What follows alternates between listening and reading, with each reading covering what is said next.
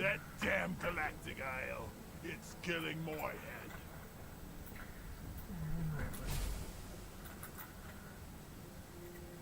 I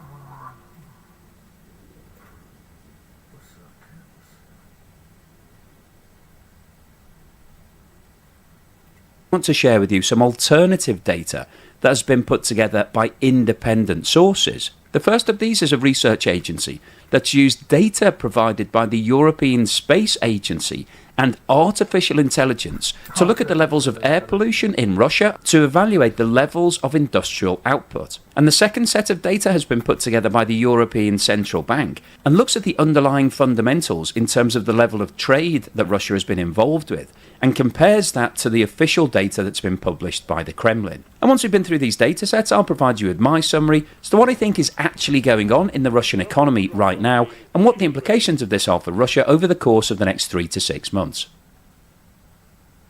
QuantCube Technology is a company that's headquartered in Paris, France, and was created in 2013 by two entrepreneurs with a strong desire to build products by leveraging artificial intelligence and big data. Over the last 10 years, the company has expanded to become one of the most advanced cross-sectoral research and development companies in the world. The research that the company produces has over 14 billion alternative data points, provided by data feeds such as social media, professional networks, satellite imagery, blogs, transportation, and consumer reviews. The business has developed a wide range of strategic partnerships, and one of those is the European Space Agency, which owns and operates a myriad of satellites that provide both real-time and historic satellite imagery and also a lot of data about the atmosphere. And QuantCube has used artificial intelligence and other research techniques to analyse the satellite imagery and pollution levels coming out of Russia. This bird's eye view of Russia, which has been put together using the tropospheric monitoring instrument,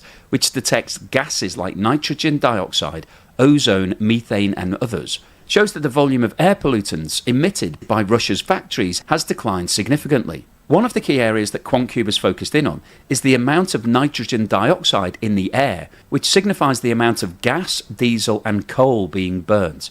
Over the last 6 months, the readings show that urban pollution in Moscow and St. Petersburg has ticked higher, but pollution in industrial regions has fallen 1.2% in the 6 months to April and is 6.2% lower year on year, which provides a very strong indication that the level of industrial output has fallen by at least those percentages.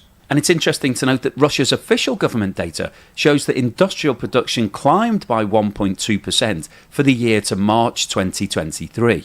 Additional satellite data that QuantCube have analysed also shows that the automotive sector, construction, oil and gas, and even the defence industry are emitting less pollution. Meanwhile, the thermal power and metal industries are polluting more. So what this analysis is telling us is that the level of pollution in the atmosphere over Russia indicates a 6.2% fall in industrial output year on year.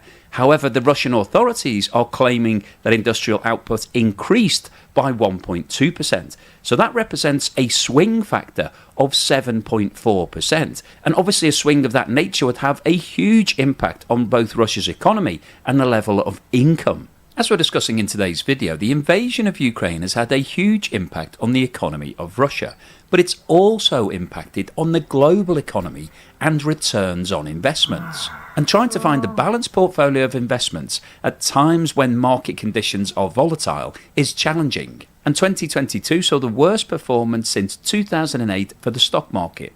And Goldman Sachs have recently stated that the market is heading nowhere in 2023. As a result of this, fund managers are now looking into low correlation assets, because even if markets flatline this year, these assets can continue to climb. And according to a recent report by Citibank, of these assets, the one with the lowest correlation is art. Now you may be thinking that art as an investment is only available to billionaires. However, Masterworks has come up with a creative viewers. The European Central Bank is the central bank of the 20 countries of the European Union that use the euro. Now you may be sitting there thinking, I thought there were 27 countries in the European Union. And you'd be absolutely right, because there are 7 countries that don't actually use the euro as their official currency. This map shows the 27 countries of the European Union, which are all shown in blue. We've also got a number of countries that have applied to join the European Union, and that list includes Ukraine, Turkey, Moldova, Serbia, Montenegro, North Macedonia and Albania. And there are also 3 other potential candidates in Georgia, Bosnia-Herzegovina and Kosovo. And this map shows the 7 countries in the European Union that don't use the euro. So they are Denmark, Sweden, Poland, Czech Republic, Hungary, Romania and Bulgaria. However, as you can see from the dark green colouring, Bulgaria is due to introduce the euro on the 1st of January 2025. Now, interestingly, as you can also see on this map, there are 6 countries in Europe that are not part of the European Union, but are actually using the euro as their official currency. And they are Kosovo and Montenegro, both in Eastern Europe, San Marino and Vatican City, which are 2 very small countries located close to Italy, Monaco in the south of France, and Andorra in the north of Spain. Anyway, hopefully you found that currency lesson interesting. Coming back to the European Central Bank, apart from setting the official rate of interest and all of the policies for all the countries that are using the euro, the European Central Bank also provides a large amount of financial research and analysis. As part of this analysis, the ECB has put together an alternative indicator which tracks a variety of economic indicators to look at the levels of business that Russia is currently doing. And the reason that the ECB has been doing this is that they want to put together a tracker that is independent from the data being provided directly by Russia. So basically what they're doing is looking at the wider economic indicators and seeing whether or not the numbers make sense. The ECB has been making use of goods exports from Russia's main trading partners to Russia based on data from 38 respective national authorities. They've also been using Russia's PMI index, the purchasing managers' course of the last 12 months, is the lack of real data that's being published by Russia. Very shortly after the invasion of Ukraine, the Russian authorities decided to stop publishing detailed information as to what was happening in the economy. They said that it was because they didn't want the West to have all of this data, which could be used against them in terms of future sanctions. However, the big question as soon as they stopped providing that data was whether or not they were doing it to mask what was actually going on in the economy. So in today's video, I wanted to share with you some alternative ways of analysing what's happening in Russia. Now, as we saw from the QuantCube analysis, they've been looking at all of the air pollution in Russia over the course of the last 12 months. The European Space Agency provides all of that really detailed information, and QuantCube have been able to take that, feed it through using artificial intelligence, machine learning, all of the things that you've been reading about in the press. And you may well have been thinking that artificial intelligence was of no relevance to you. You're not interested in ChatGPT, you don't want to write a report or an essay or a dissertation for university, so what relevance is artificial intelligence? And I think what this shows is that AI is a really useful tool across a wide variety of different sectors, and is a really useful tool in terms of research. In the past, it would have taken analysts months to be able to analyse all of the satellite imagery, to be able to compare what it looked like previously to what it looked like now, and then to be able to dig down into that data and look at the different types of pollution and analyse exactly what was going on would have been a really big task. However, with artificial intelligence and machine learning, you can feed all of this data into the software and get some really useful results. And what we've seen from today's analysis is that the levels of pollution in Russia are significantly lower than they were this time last year. Over the course of the last 12 months, there has been a 6.2% fall in pollution coming out of the industrial regions. So that gives us a very strong indication that there's been a fall in industrial output of at least that percentage. And that figure is a complete contrast to Russian official data, which shows that industrial production has increased by 1.2%. Now, you may be thinking, well, maybe Russia has just come up with better ways of doing things. They're just producing less pollution these days, and they're producing just as many things. However, that's not really the way industry works. Whilst everybody is moving towards zero carbon and less emissions, the reality of the situation is that for the vast majority of industry, they're still using fossil fuels, they're still using old techniques, and it's still generating large amounts of pollution. That's why a lot of people are monitoring pollution to see exactly what's happening. So we know from the facts provided by the available data for the atmosphere that the levels of pollution in Russia have fallen, which is a great thing from an environmental point of view, but is bad news in terms of the level of industrial output. So it does put a major question mark over those figures that have been published by Russia. And the second set of data that we've looked at today has been provided by the European Central Bank. They've been analysing a wide variety of different indicators that are publicly available. And what that data is showing us is that the levels of activity coming out of the Russian economy are lower than the figures that are being published officially by Russia. And as we saw from the charts that we looked at, the level of activity gives us an advanced indicator as to what's likely to happen going forward. We saw that in the COVID period, when activity was falling, the indicators told us it was happening quicker than the official statistics. And when the economy bounced back, the indicators told us ahead of time that everything was getting better. And what we're seeing right now is that those indicators tell us that things are getting worse in the Russian economy. There is a significant gap between where the indicators are telling us the economy should be and where the official statistics are saying it is. So once again, this raises a question as to whether or not the official figures that are being published by Russia are accurate. So the overall summary of today's video is that the independent analysis being done on the data coming out of Russia indicates that there's a strong possibility that the figures being published by Russia are overstated. So hopefully you've enjoyed today's episode, and maybe it's changed your view on artificial intelligence and made you think that possibly it could be useful for a variety of different things that you hadn't even thought about. It maybe has also shown you that there are different ways of looking at data. If you've liked what I've said today, then please give me a thumbs up. Thank you for watching this video all the way through to the end, and here's something to put a smile on your face.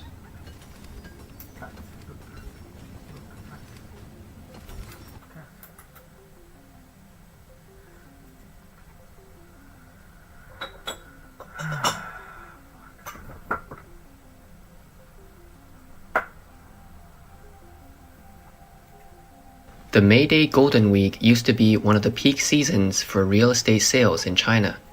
However, this year's May Day holiday saw extremely quiet sales in property sales offices and second-hand housing transaction venues, with very few transactions taking place. Even first-tier cities like Beijing and Shanghai were no exception. 房地产崩盘，谁也拦不住。昨天看到一条新闻，说是南方的某一个城市万科的房子掉价，一套房子掉几十万，然后官方出手不让降价。我跟你说，如果不是有关部门去控制这个房子，早就崩盘了。前天我们工厂院那个房子，我08年买的时候是1800一平，就我的厂房。然后5年前嘛，2500一平，现在多少钱一平？1000平，123万，1200一平，盖都盖不下来。我跟你讲，中国空的房子大把大把的，所有的楼盘都是炒起来的。For example, Beijing's newly signed contracts for commercial residential properties were only 114 units, with a transaction area of only 14,000 square meters. This represents a decrease of over 60% compared to the same period last year, when Beijing was almost under lockdown due to the pandemic. 降价1000万卖不出去，5亿深圳的楼市真的是惨不忍睹。香蜜湖的顶级公寓最高优惠1012万，整个深圳从里到外到处都是打折房，很多人买房的发财梦可能要暂停了。人才供应房多了9000多套，法拍房、断供房着急出手打骨折价的不计其数。新商品房真的很难卖，200万的人才房和500万的商品房几乎一模一样。我现在反而羡慕那些租房的，3000块钱一个月，住的不舒服随时换。The market conditions are poor, and developers in urgent need of capital have to find ways to promote sales, with price reduction being the most effective method. However, under the rule of the CCP, it is not solely up to the real estate companies to decide on price reductions. Recently, a major news story emerged in the Chinese real estate industry. 2 property projects in Kunshan City, Jiangsu Province, significantly reduced prices by 30% during the May Day period. As a result, the developers were fined heavily by the local Housing and Construction Bureau, and their online signing business was suspended. The real estate companies were required to rectify their actions, which also meant they were not allowed to engage in selling activities for a while. The explanation given by the Housing and Construction Bureau was that unauthorized price reductions disrupt the market and make it difficult to sell neighboring properties. Such unauthorized price reductions are considered dishonest and lack integrity, and have been officially documented as a misconduct in the annual integrity file. The punishment imposed on real estate companies for selling at reduced prices has sparked a heated discussion among netizens.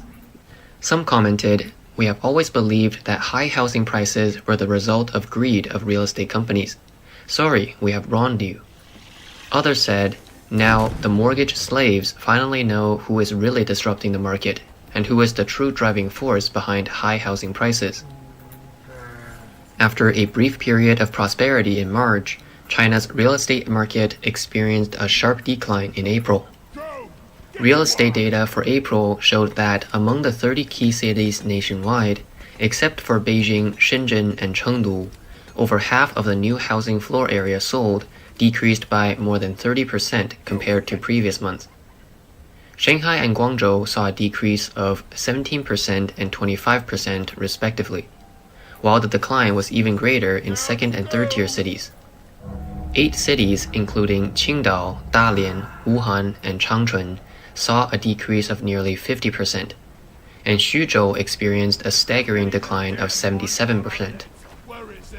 你们知道4月楼市有多惨吗？4月新建商品房住宅成交7487套，一直比3月下跌了49%，直接对半腰斩的。同比22年4月下降了23%，21年4月下跌了65%。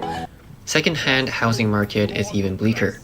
On May 12th, sharp decline in second-hand housing transactions in Shanghai and Beijing trended on the hot search list. According to the latest data, Beijing recorded only 13,928 second-hand residential property signings in April, a 37.3% decrease compared to March's 22,192 signings. The volume of second-hand housing transactions in Shanghai dropped to 17,000 units, a month-on-month decrease of 26.71%. In Guangzhou, there were only 10,500 second-hand housing transactions, a 14% decrease. In Shenzhen, the city as a whole saw only 3,192 second-hand residential property transfers in April, a 19% decline compared to March. In second and third-tier cities, Hangzhou recorded 7,635 second-hand housing transactions in April, a nearly 30% decrease compared to the transaction volume that exceeded 10,000 units in March.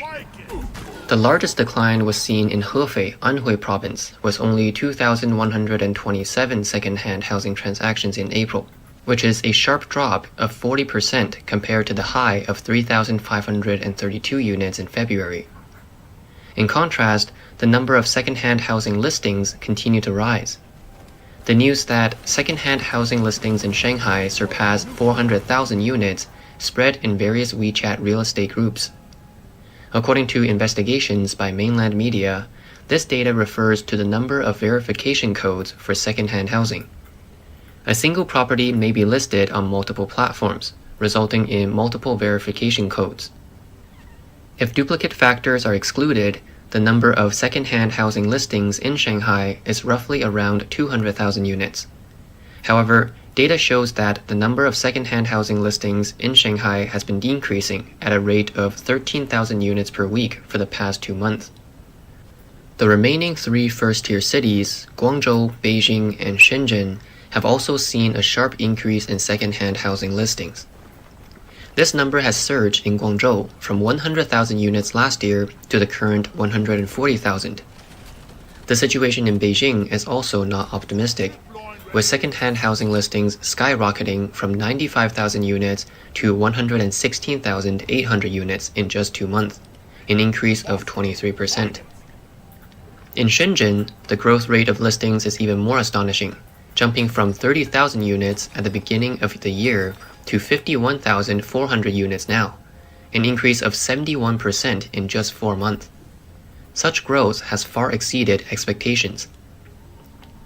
In strong second-tier cities like Nanjing and Suzhou, the situation is no better.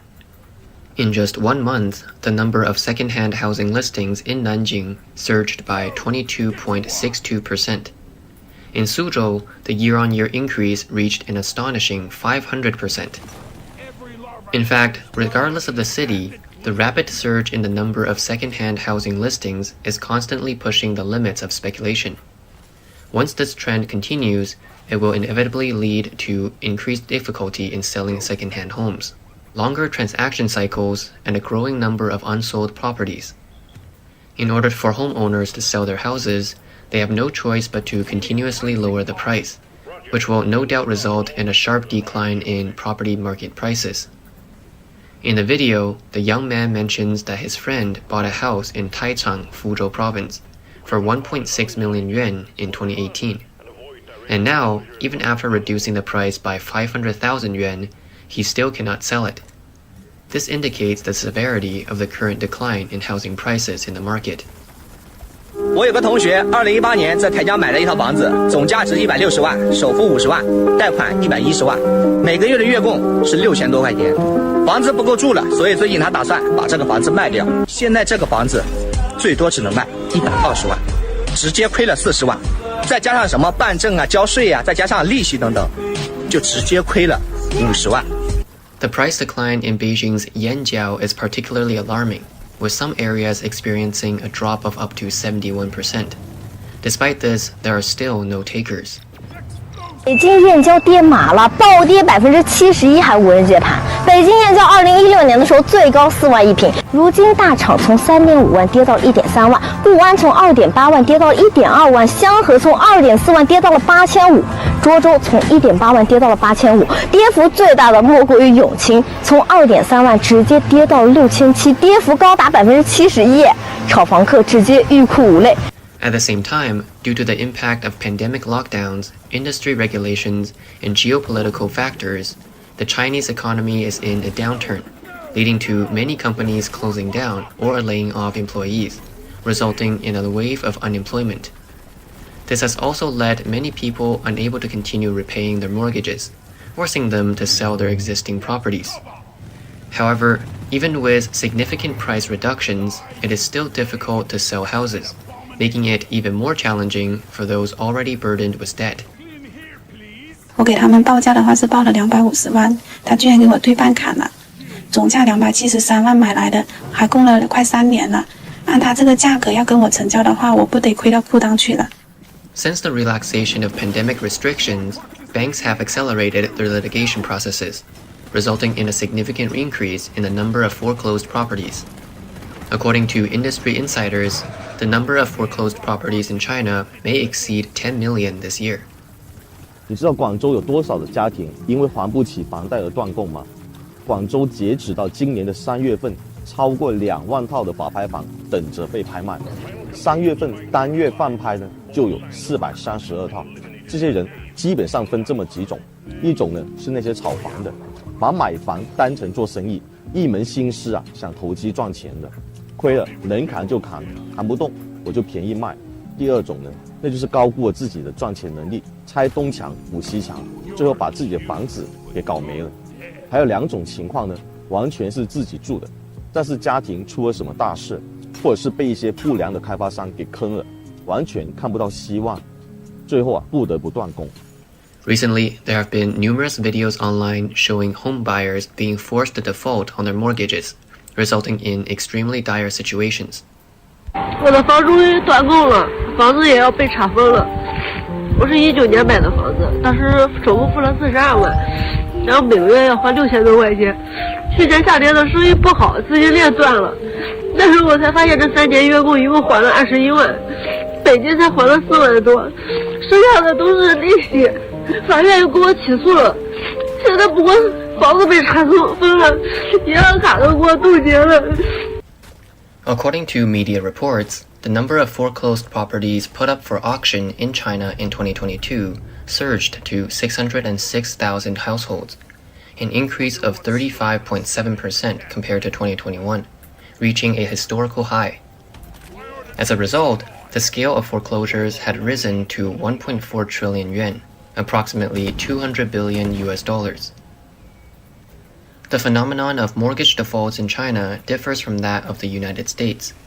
In the US, there are personal bankruptcy laws, and mortgage loan contracts stipulate that if an individual chooses to declare bankruptcy or default, they can simply surrender the property to the bank, and their personal housing debt is then terminated, albeit leaving a negative credit record for defaulting. However, if Chinese residents choose to default, not only can the bank reclaim the property, but the individual remains responsible for repaying the entire outstanding debt until it is fully cleared. They not only lose their housing, but also forfeit the down payment and previous installation payments, while carrying a heavy burden of debt. Furthermore, they may be recorded for credit default. In other words, despite both cases involving default, American homebuyers do not experience the same level of hardship as Chinese homebuyers because the United States follows a non-recourse mortgage system, where both the bank and the homebuyer share the risk of the mortgage. In China, however, mortgages are recourse loans, and individuals are not eligible for filing bankruptcy. Therefore, in China, all the risks associated with being unable to repay the loan fall entirely on the ordinary homebuyers. Consequently, unless absolutely necessary, Chinese residents are unlikely to choose defaulting due to the significant consequences involved. When homebuyers are unable to continue paying their mortgages, the only option left is to sell at a reduced price.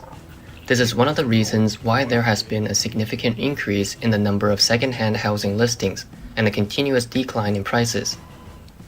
In addition, on April 25th, the Chinese government announced the full implementation of unified real estate registration.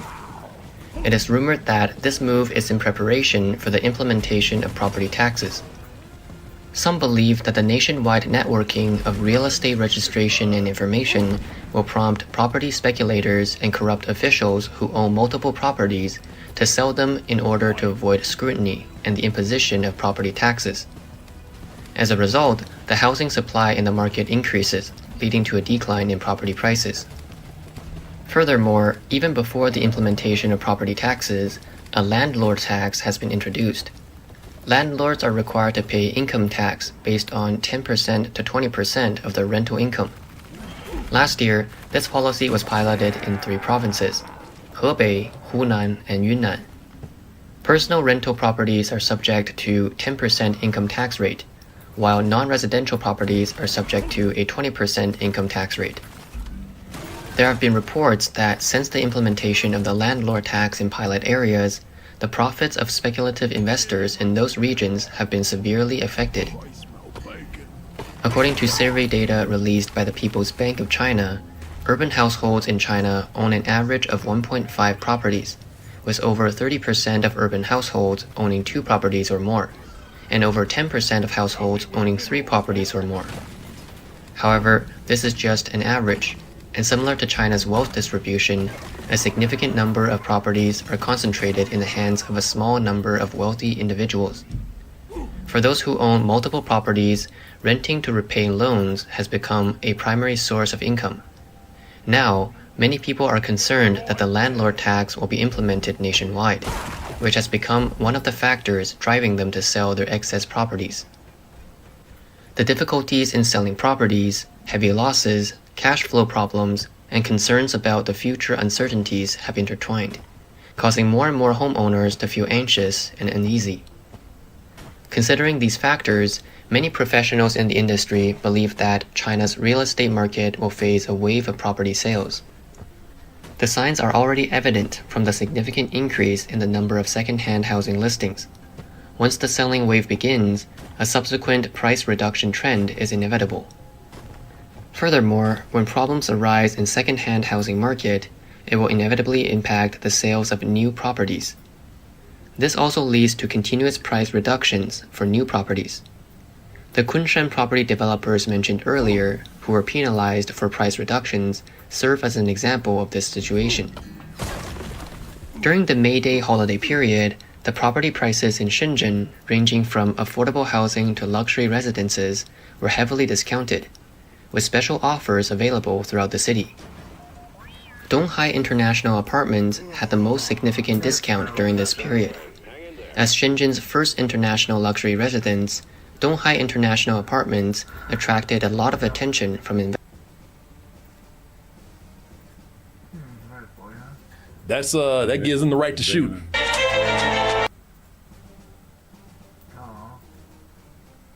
you know what LAPD. If you run, that gives them the right to shoot.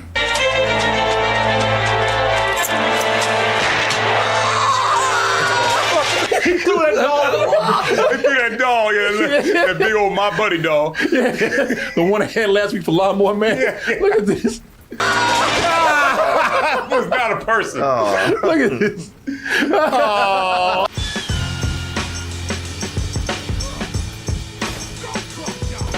Oh. Vote for us for the Chronicle Award. But we're up for Best Podcast, and I'm up for Best Movie Critic. So if you can, go to vote.austinchronicle.com. Sign in for the Best of Austin 2023 ballot. Register with your email, your name, first and last, and your zip code. Go to the Politics and Media category. Go down to Podcast. Go down to Double Toasted. And cast your vote. Rat Boy. Now, when you say Rat Boy, now I'm talking to the young people out there, which the majority of our audience is very young. Well, you are mostly millennials and Gen Z out there. So when I say Rat Boy, some of you might think of an episode of Batman Beyond. You're just like all the others. What? I thought you'd understand, but you're no different. They don't make fun of me anymore. Hey, bitch. Oh, hey. Ask you about that question. Look, we can talk about this shit. You had all night to say yes. Yeah. I took you down, I wined you, I dined you. Now me and these rats about to run a train on you. No. Let's like too far. I know. I'm sorry. No, that is not right. That is not. But that's an episode of Batman Beyond. That was way too far. That's an episode of Batman Beyond where they had a character called Rat Boy, and Rat Boy he was not only a rat boy, he's a rat incel. Like he would get mad when he bring chicks down there, and he was so entitled. He was like, "Yeah, you gonna tell me no? You after I kidnapped you and put my rats on your ass, you gonna tell me no? Tell me no? What else do I have to do? You just like all the others." The movie that we're talking about right now, well, let's just say that we are about to pay respects to the original Rat Boy. This little plan here is gonna take me all the way to the top. I tell you, the rat thing aside, he is a good dancer. Boy, he's gone. You talking about cocaine? Kicking in. Oh, you even know, boy. You don't know, Billy. You don't know, boy. You've been psychic tonight. He's an animal, right? Nuts, he's gonna make me a fortune. So, people, this is Rat Boy. This is now interesting story with Rat Boy. You know, Rat Boy is. It's funny because you look at Rat Boy. You probably thinking like, what childish ass dude made this movie right here? And not at all, man. This was a movie directed by a female, Sandra Locke. Sandra Locke. And yeah, man, Sandra Locke was gorgeous. And I say was because not because she's old, but she's dead. She died at age 74. But she was in a 12-year relationship with Clint Eastwood. Yeah, he did her dirty. Yeah, and they even made movies together. They met on the set of Outlaw Josie Wells. Yeah. But they made all kind of movies together, and there she is. Look at that. She got abs and everything. Yeah. Pants all torn up. I think she's the only killer that Dirty Harry went, all right, gone somewhere, yeah. So damn, rats tore them pants up. Yeah, she was fine, man. Yeah, no, she was gorgeous. But yeah, Clint Eastwood kind of did her dirty, man. And a lot of people say it's a combination of Clint Eastwood and this movie, because this movie bombed bad. Movie bombed terribly. And one of the reasons why she was able to get in there and start directing, a lot of people believe, is because of her relationship with Clint Eastwood. You know, she got into Warner Brothers, and they gave her I think a 3-year contract. Now, between Rat Boy and this other movie called Impulse that she made, which I hear this is not terrible, but Rat Boy got awful reviews. Nobody saw it. Between those two movies, just about killed her career. Also, she was in a lawsuit with Clint Eastwood at the time. As a matter of fact, her picture deal was kind of one of those like, hey, if you lay off Clint, we'll let you direct some movies. Yeah. And then he still had some control, so he could block certain resources for her. And at the same time, watching the movie, I was like, you can't blame this all on Clint. No, really, between Impulse and this movie, this Rat Boy killed her career.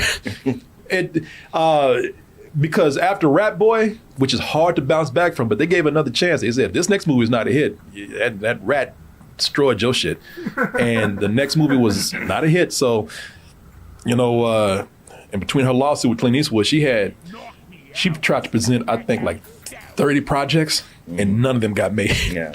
And to be honest, I've looked this up before we even talked about this. I've learned about this. He did block certain projects from her even being allowed to direct or even try to be in. Yeah. He blocked all kinds of shit. I mean, you know, like you said, Rat Boy may not be her fault, but he ain't help. I tell you, so this movie here, this movie is considered so bad that you don't even hear about this in cult classic circles, man.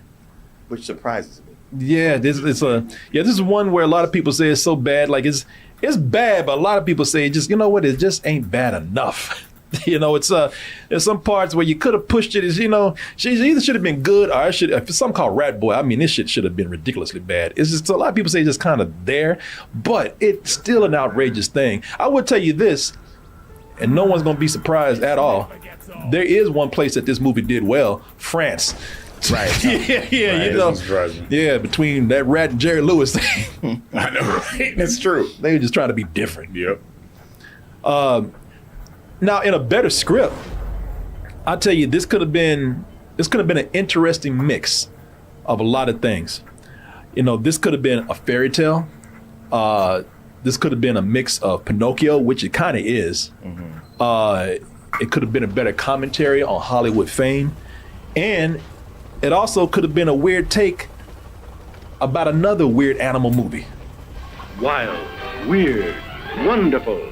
The stuff for which movies were made. Adventure. Makes you wonder if it's true, while your eyes convince you that it is. Let's get into Rat Boy. Let's get into this movie. So you thought you'd never say, right? Something I thought, let's get into Rat Boy. I would have never known about this movie had you not brought it up. Oh, I remember this movie on HBO constantly. It was on HBO, one of the subscription channels at the time. That's how I saw it, because it was always on at night, and I would always be like, "What the f is this?" Because even at the time, the movie's so weird and goes in so many weird places. Like I couldn't follow it because don't catch it in the middle. Oh no, don't do that. You would not. I mean, shit. If you catch it at the beginning, it's hard to figure out what's going on. But catch it in the middle, you're gonna be like, "I'm just confused now." But speaking of the beginning. So, I mean, we're talking about Rat Boy. So the movie opens up with these the weird rumors about a rat creature living in the dumps. And it takes a note of a horror movie at the beginning because you got the like with any kind of horror movie, you got these teenagers where they shouldn't be, screwing around trying to get laid. And of course, you know, and especially when it's in a horror movie, before they start getting laid, or while they're trying to do it, you know, the boy starts messing with the girl. Oh, they say there's rumors of a scary rat creature, a rat man around here. Oh man, that's cool. Rat man. She like, the only rat I see right now is you. Right, exactly. Joe rat looking at you. Yeah, fucking like, do you want to get laid or not? Yeah, exactly. Who stops to go, hold on, you know my dick's hard. Yeah. You know what they say around here, right? That chicken looking at him like, you made my dick soft. Talking about a rat. What the problem is? We gonna do this or what? Yeah. Well, you want to turn a girl off? Talking about rats all night. You might even think that the rat man is coming to avenge his people. I like the way those rats got firecrackers. Hey, cut that shit out, boy. You know you used to throw firecrackers at your friend. Hey, man, shit. I was wondering, like, because they're jumping over his shots. That's because they got firecrackers underneath them. Look at them. Firecrackers underneath. Hey, Quit playing. Hey, man. Yeah. Now, they better be glad there was no rat man around there, because if that was the case, one of them kids would be dead.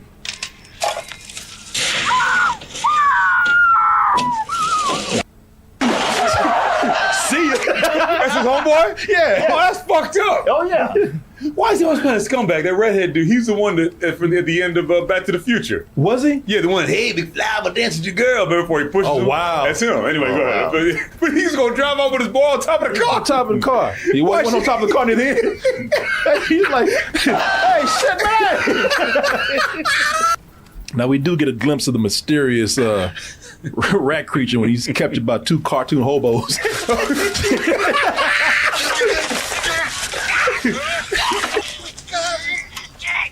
Man, over here looking like a bootleg Indiana Jones and shit. Show some straight up Looney Tunes cartoon hobos. Matter of fact, there's two Looney Tunes hobos that I thought of exactly. That look like them. Yeah. I was going to say Horace and Jasper. Yeah. Oh, no, I had it in my notes straight up. No, it's cool. No, they're straight up a goddamn dime store Horace and Jasper, man.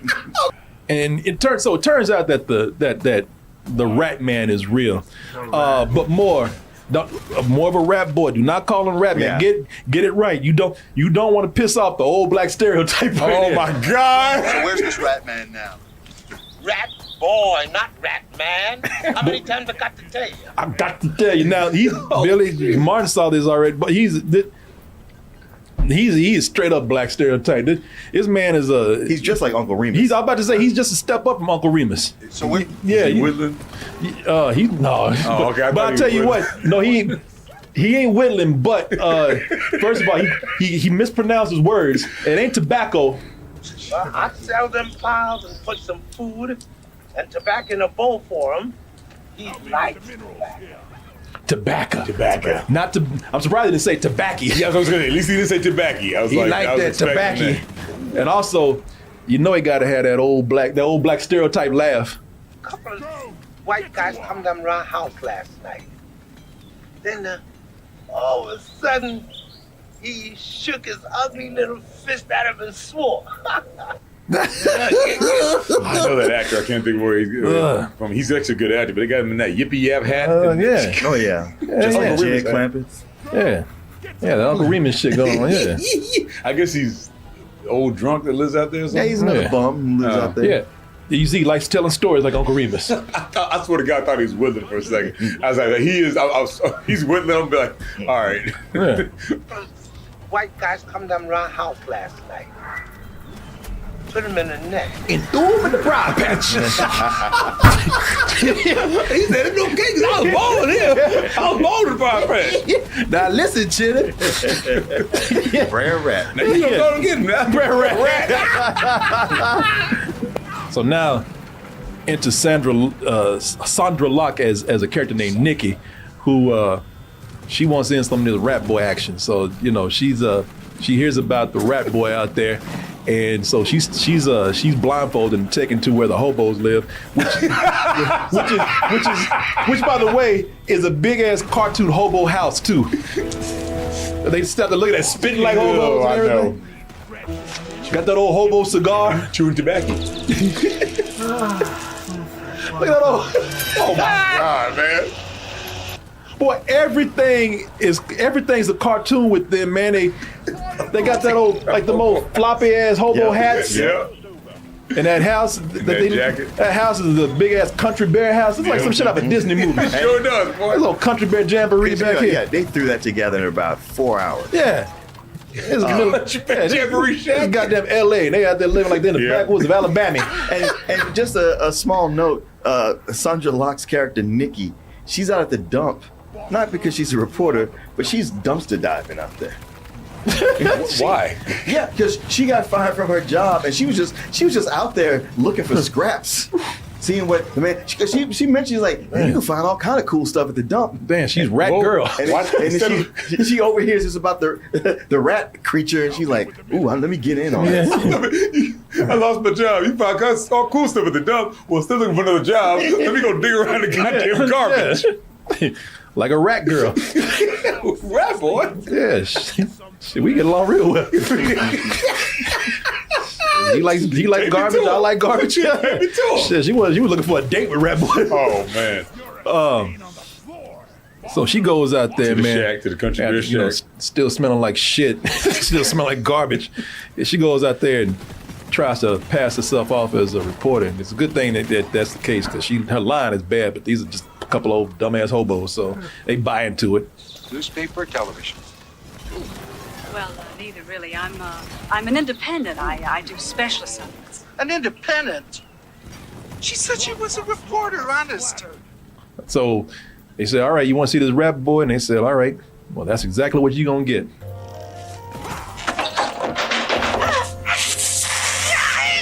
Whoa, shit!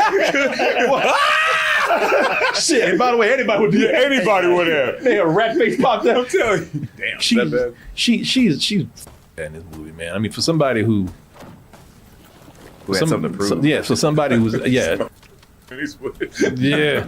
Let me see if I can find this clip here, man. I told you they're real waves. Real water, real waves. Fabulous idea. Now the chat can hear, or the viewers can hear this because I had to play with the sound on this for the actual movie, but you can even tell by her body action. No, all through this. It's like sitcom acting. Yeah, and the part was written for somebody much younger than her. Like it was supposed to be like a woman who was 24 and she was 42. Yeah, she's clearly in her 40s. But, and she's still great looking. Oh yeah, she was just. It's not about her looks. It's just like the way this character is written. And like this character's kind of childish, and you could believe it with a young person. Yeah, but her, you're like, you too goddamn old to be doing this. Yeah, she is. You just a piece of shit person. Yeah. Or like I said, she's just a shitty person. Or she's just a bad actress in this role right here, and it doesn't help that she's trying to do directing and acting at the same time. But all bad acting aside, Rat Boy immediately trusts her, man, because maybe. Show is fine. Yeah, she's blonde. So she's blonde. So you're like, and Rat Boy ain't had no ass in a long time. Ever. Like, yeah, what the hell is this? Let me dig up in that. But maybe. I ain't dig up in that dumpster right there. But maybe it's because in the movie, and this is something they don't get across very well. Maybe it's because she reminds him of his mother. Timmy Willie sat by his burrow, warming his little fur coat. Cage on the townhouse. Starts putting his hand on his crotch. I was gonna say, he starts jacking off. Keep on doing what you're doing. I mean, honestly, considering how feral he is, that seems like that would have been what he would have done. Just start humping us. Yeah. Here's that woman's voice talking, and she's all slow and sensuous for some reason. Or maybe because she doesn't abuse him like these two assholes right here. Assholes, like the cartoon ass. Oh, you boy! Look at the eyes all bugged out. This old bootleg Jasmine horse up in here, man. They really, like Nick is not a good person, but you just kind of like, man, come here and get this rat boy off these two assholes, because they treat him like shit. One point for the body, two for the head. Just giggling like kids. What was he doing? Dancing? He was having a good old time. He had a radio and some shades. Looking like Corey Hart. Yeah, he was. He was good, man. Corey Feldman. There's also a chance that Nikki might help Rat Boy find his family, or at least his mother, because this book that they have, there is an address in there, and it might be to his home. 45 Cherry Love, continuous. And for once in his little rat miserable life, she made Rat Boy cool. She gave him a little radio, gave him some Tom Cruise shades. You and I are going to be friends from here on out, right? Oh shit! Rat Boy got a friend, got some cool shades, a radio. Things looking up for old Rat Beezy.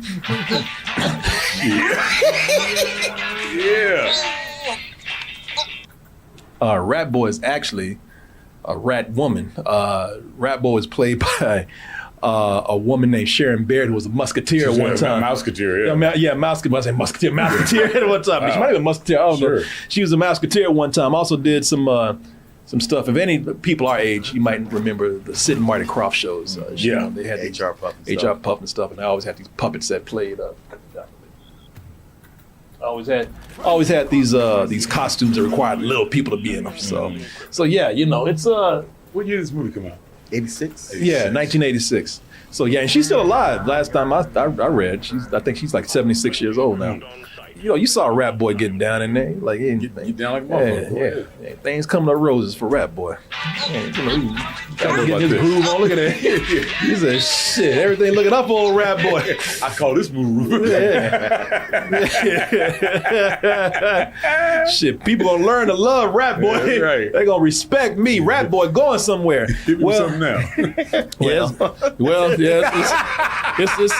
It's way too early to be happy, man. I mean, this is early in the movie. This is like a Grimm's fairy tale, man. You know, his adventure is starting out early, so this, his adventure is going to take him to some very dark places. Sure. Also, another way this is like a fairy tale. If you were wondering where Rat Boy came from, you wondering about the Rat Boy origin, stop, because they never explain it. Don't even ask. That's one of the biggest criticisms about the movie. Was that they never explained it. Yeah, and I get it. Like, you're trying to make this fable type story right here, where you feel like that's not the point. I'm making a statement about fame in Hollywood and a few other things and being kind to people, and so it's not important where Rat Boy comes from. Apparently, it was. Everybody kept saying, where the hell did he come from? Plus, after going so long with the movie, you're like, all right, I stuck around this long through a lot of bullshit. You got to tell me what's up. Yeah, you can't introduce no damn dancing rat creature did not tell me where the hell you came from. You dancing his ass up too. I need to know where he came from now. Come on. Yeah. Get down though. You ain't showing that one part. Yeah, so they never explain it. So I see where they're going with the fairy tale angle, but apparently it was something that didn't go over well with the movie, man. Again, maybe they have told that fairy tale angle a little bit better. Sure, they hint at his past. Yeah. And then that's, because I haven't seen this movie, but even I'm seeing, oh, is that your mom? Your mom gave you this? Oh, it's kind of faded. Maybe we can figure out what your origin is. Throw that book in the fireplace. It's almost like she's like, I could take you back home, but I got to make some money off your ass. Yeah. He didn't ask for no money, and he didn't ask for no luxuries or anything. He said, can you get me a gun, being a stupid ass criminal that I am? I didn't know which one you wanted. That's a 38, I think. Maybe a 45. Anyway, it's a gun. Like it? Give me all your shit. Of course, his stupid ass wasn't supposed to have one in the first place. Party's over, fellas. Rat Boy's mine. Possession of firearms is a violation of your parole. I checked it out. Kidnapping? What you talking about, kidnapping? He's an animal, right? Oh, damn! I'm going back to the joint for nobody. I'm about to catch a case again. I'm out of here. Catch a case. Jacket is flapping in the wind, boy. Yeah. Oh, hobo jacket, yeah. And like we were saying, man, at first you think like Nikki's doing this because she's a kind soul. No, she's an asshole. She's no different from them damn hobos over there, man. She's a con woman. Exploiting. She's exploiting them. Yeah, she even cons her and exploits her own two brothers because they probably as dumb as those two hobos were. There could be Rat Boy dolls. A thing like this has got to be expensive. I am. Get out of there. Take a second mortgage on the house. Second mortgage? We about to get so stupid. Yeah. She's about to get us kicked out of our house. He's like, see, now I'm washing lettuce. Yeah. Oh, yeah. Second mortgage? When we get a first mortgage? He actually did say that.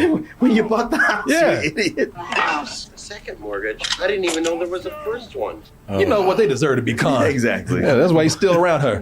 Stupid ass. And by the way, it's a mortgage. They're about to eat marbles and shit. He's a cop in this? No. They bribed they tricked the two hobos. Like, he dressed up like a cop. Her other brother dressed up like a reporter. Showed up on the scene, and of course they too stupid to know what's going on to ask questions and everything. Got it. I was gonna say, no, Louis Anderson don't need to be no cop. No, hell no. Especially later when I show you something. Yeah, that other brother is Jared Graham. He used to be in a lot of stuff. But he always said like he was too versatile, so he could never, get typed. And he finally stepped away from acting and started writing Disney movies. Oh, he like did? A lot of the big Disney animated movies. He's a writer on some of those. Nice. But she soon learns that it's not easy to try to make a star out of a rat boy. Really? Yeah, you would think. I know. You would think that a rat creature, but she's thinking, no, I'm gonna be the next, Barnum and Bailey or something like that, man. Next one. Yeah, her plan makes no sense. And when I say her plan makes no sense, even with Sandra Locke knowing how the business works, it's like, in what way does this relate to reality at all? No, not at all. Like Like she thinks she's gonna bring him in and everybody's gonna fall in love with her and Rat Boy. But Rat Boy's first day in that house, I would say probably 2 hours in that house, he loses his shit and he starts tearing that house up. You're gonna need more than a haircut and elocution lessons for crying out loud.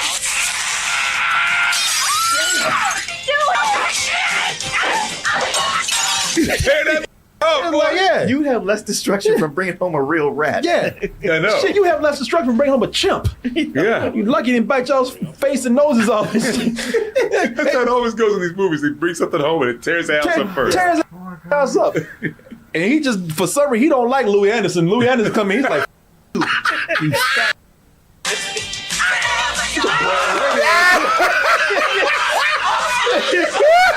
Let me go, I'm gonna kill this.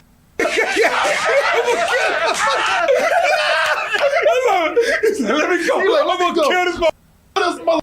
Man, let me go. Talking shit. Louis Anderson was actually the nicest one to him. Like, let me go. I'm gonna kill this mother. Like, get off me. Like, you call Louis Anderson didn't do anything. He didn't.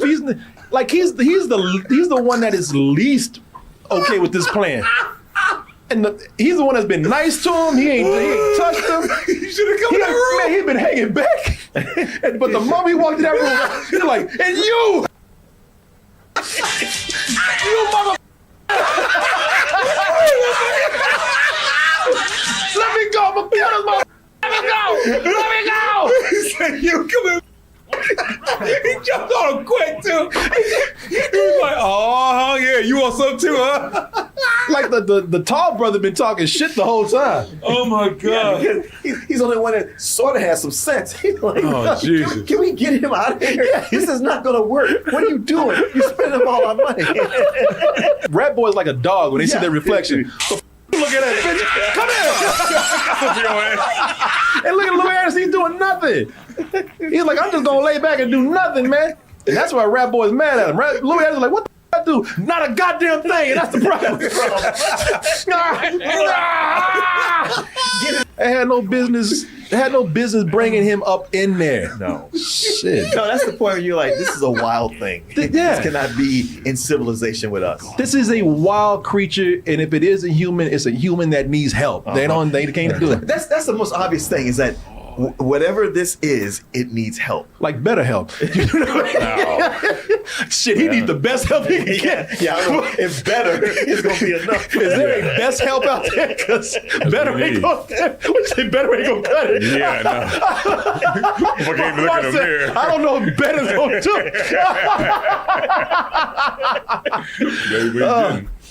it. But hey, man, if you're going to keep Rat Boy, you might want to sign him up for better help. This portion of the show is brought to you acting like this right here. I hate you. I hate you. Talk to you no more. You know, you can change your therapist at any time. So here's what I want you to do. You know, seriously, you know, if you need to talk to someone, anyone at any time, as long as you're getting help. But like I said, you know, if you need to clear your head, organize, look after yourself, try BetterHelp, and this is going to help clear your head right here. If you go to betterhelp.com/doubletoasted, you can get 10% off your first month. Nice. Start clearing your head a little bit. It'll make you perform in life a lot better. Trust me. I've been there. I want to thank BetterHelp for sponsoring this portion of the show, and I want to thank all of you out there, of course, for your support. All right. Let's get back into it now. So we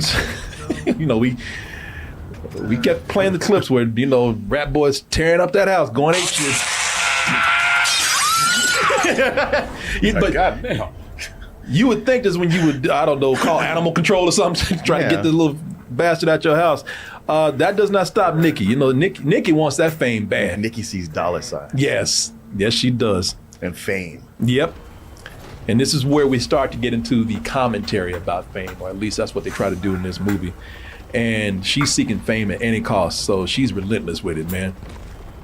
You know, we see her. Oh, you know what? I'll show you that bad acting clip with better sound. Okay. You can really see it now. I told you they're real waves. Real water, real waves.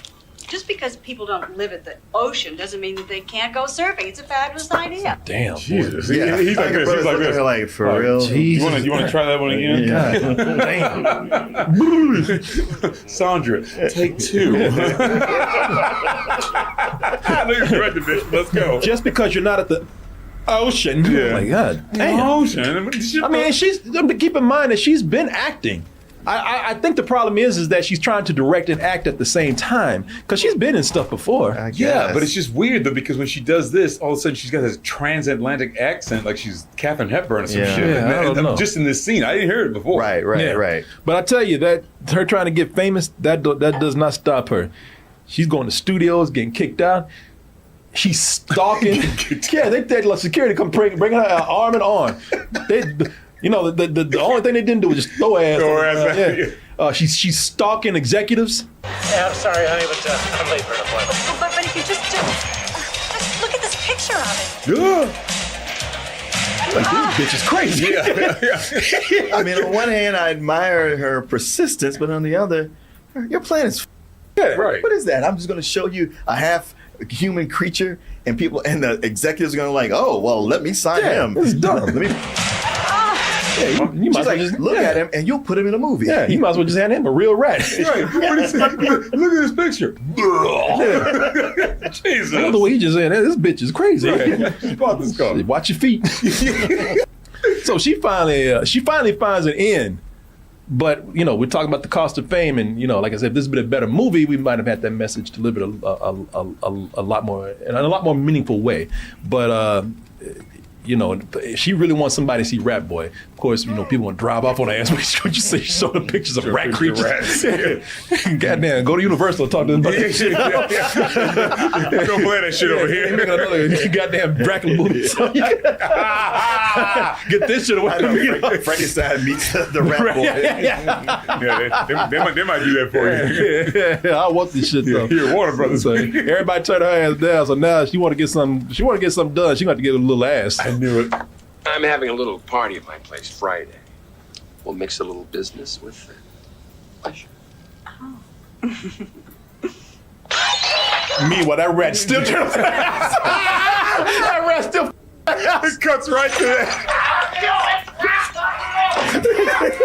All this time she been gone. God damn. You break it, bitch. I got something for you too. I mean, back when she's seeing the producer and he's like, let me give you an invite to this party. She is licking her lips. I know, come on, looking thirsty as hell. Yeah, shit, anything. Yeah, I'll do anything. She's like, I can take my pants off right now. I'll do anything for Rat Boy. Anything. I'll do anything for my boy. But it looked like she was like, the party, we can take care of this right now. Yeah. That's how she's looking. Yeah. We ain't going to no party. So if you do it right then and there, you're gonna be like, get him off. Yeah, I know. Yeah. Take these goddamn rat pictures. Not about Rat Boy, about rat what? Yeah, you really thought I was gonna find this? Who are you? Take these rat pictures with you. And she going all out too. She really trying with Rat Boy. She got him speech lessons. Yeah. Got Mr. Belvedere to teach him diction. Real Miss Belvedere? Yeah. Oh, yeah, that's Mr. Belvedere. Yeah, she up here trying to play My Fair Lady. Oh my God. And at this point, I'm like, this movie's going all over the place. It really is. This was completely not necessary. Yeah. A discussion of presents might be more to the point. Presents, and of course, Mary. Yeah, whatever, man. Man, whatever. Hey, her goddamn word wiggle bottom said. I'm in this virtual reality right now. You look, I ain't tearing this house up right now. One day at a time. Whoa. And of course, this party. Oh shit. This party was never a good idea. So where's the zipper? Oh no, he's for real. Oh, I've got to get one of those masks that is so ugly. My face. Yeah, there's a zipper right there. Oh well, so much for that contract. Yep. Same time though. You're a regular person. Get your goddamn finger out of my mouth, man. What are you doing? But he's a Hollywood producer. Yeah, I guess so. He's just doing whatever he wants. Yeah, that's true. You're right. That's true. And look at his suit. Yeah. You know, he's like leisure suit. That shit. He's the guy who would have sexually harassed Terry Crews. Yeah. He's looking at Rap Boy like, smell how long your mom will go for you. Yeah. You know what your mom will do for you. Yeah.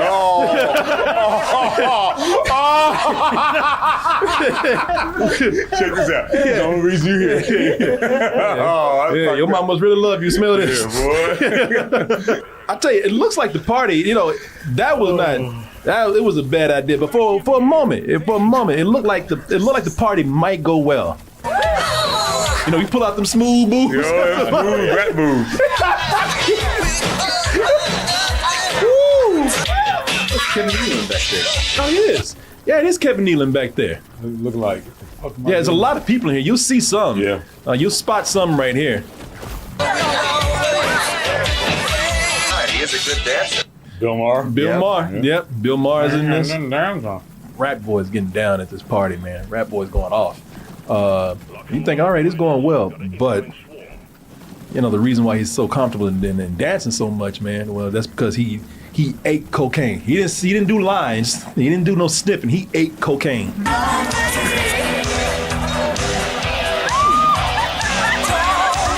Oh, Jesus, big old 8-ball on it too. Yeah.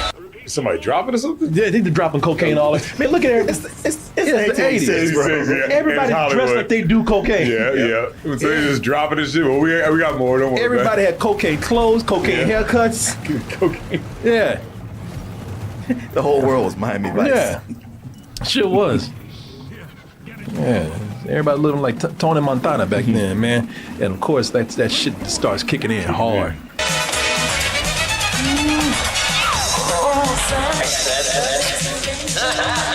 John Lovitz. John Lovitz, the last thing you just see. Yeah, no. When when he's sober. Yeah. Rap Boy, that coke star. I mean, keep in mind he ate cocaine. All right, that didn't sniff no cocaine. Ingested cocaine, the plastic too. All at once. So at one point, you know, after having that chicken in his face and John Lovitz, and he's tripping, he just said, "I'm out."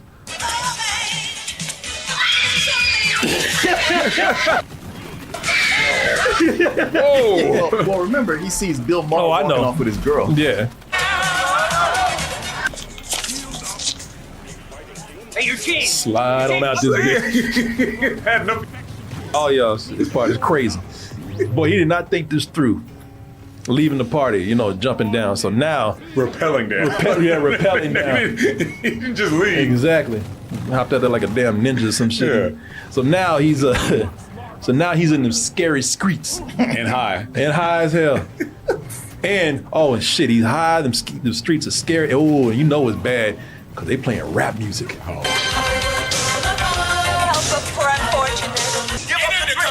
By the way, he's meeting the nicest people out there. I dare you to walk down that Hollywood Boulevard and meet people that friendly. Yeah, everybody's like, God bless. Yeah. Thank you. Walk down at 2 p.m. Hey, this is what the Lord did. It is not you. Bring your ass except for that guy. Yeah. It's funny. The song is all about all the dangers on Hollywood Boulevard. There's nothing but nice people down there. Except for this. Yeah, except for that dude. Especially, I guess hobos have a thing for him, man, because we ought to be used to that. Yeah, no, that's why he's running. But I'm saying that hobo way nicer than the ones he grew up with. Last hobos I had threw rocks at my ass after rape me, so I'm out this bitch. I tell you, the cool thing is that minutes after leaving the party, people, he's made front page news.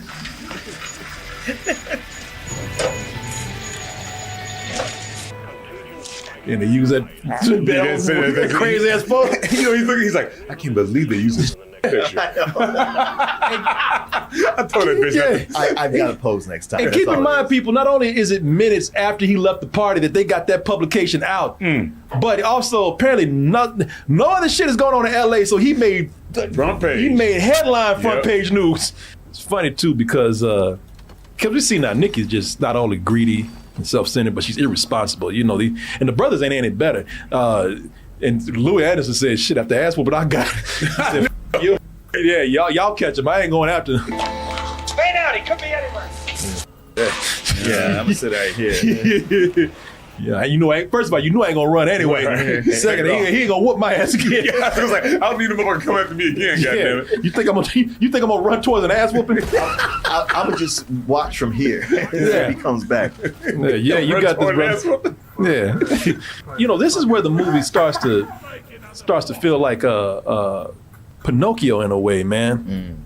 You know, because now you have Rat Boy on his own. And now he's wandering around, starting to get into these misadventures, starting to run into shady people that, you know, in his naivete, he will be led the wrong way and led astray. And, you know, the main shady character that we have right here should be a cool character, but he completely derails the movie. You know what I'm talking about. Man. Yeah, we got Manny the street guy, who's played by Robert Townsend. Single wrong move. So if I was you, homeboy. Jesus. You ain't gonna do a goddamn not a fucking thing. A molecule. Have you seen you down here? You killed it, my brother. I mean, man, I loved it, this dude, baby. This is the man that made Hollywood Shuffle. When you interviewed him, how did he talk about this? Yeah, we talked about it. Yeah, I brought it up. I ain't gonna press him, but people, this is the man that made Hollywood Shuffle, a movie about not being a black stereotype, and he did the same exact thing that he did in this movie. Killed it, my brother. My main man, I loved it, this dude, baby. Now, what's the difference between that? Maybe that's a little more exaggerated, but what's the difference between that and this shit? You must be out of your fucking mind coming down here, man. This is managed turf. Did Heavy send you down here? I was like, God damn, okay. I read that he hated working with Sandra Locke on this because she kept saying, make it more black. He said he loves Sandra Locke. Really? Yeah, and you can go watch the interview. People, I did an interview That's with... what I was curious about, because he said that, what I read is that he didn't like her saying, make it more black. He probably don't want to say anything out of respect, but I asked him about Rat Boy, and he said, I love Sandra Locke, she's great, you know, blah, blah, blah. So yeah. Hollywood answer. Yeah.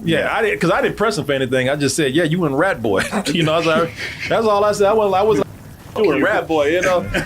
This interview's over. Was Hollywood Shuffle after this? Yeah, it was 87. Well, then this is his experience on Rat Boy, like in Hollywood Shuffle. But he was making. Black, they say that in the movie. He was making Hollywood Shuffle while he was making this, right? Or I think he actually might have finished Hollywood Shuffle.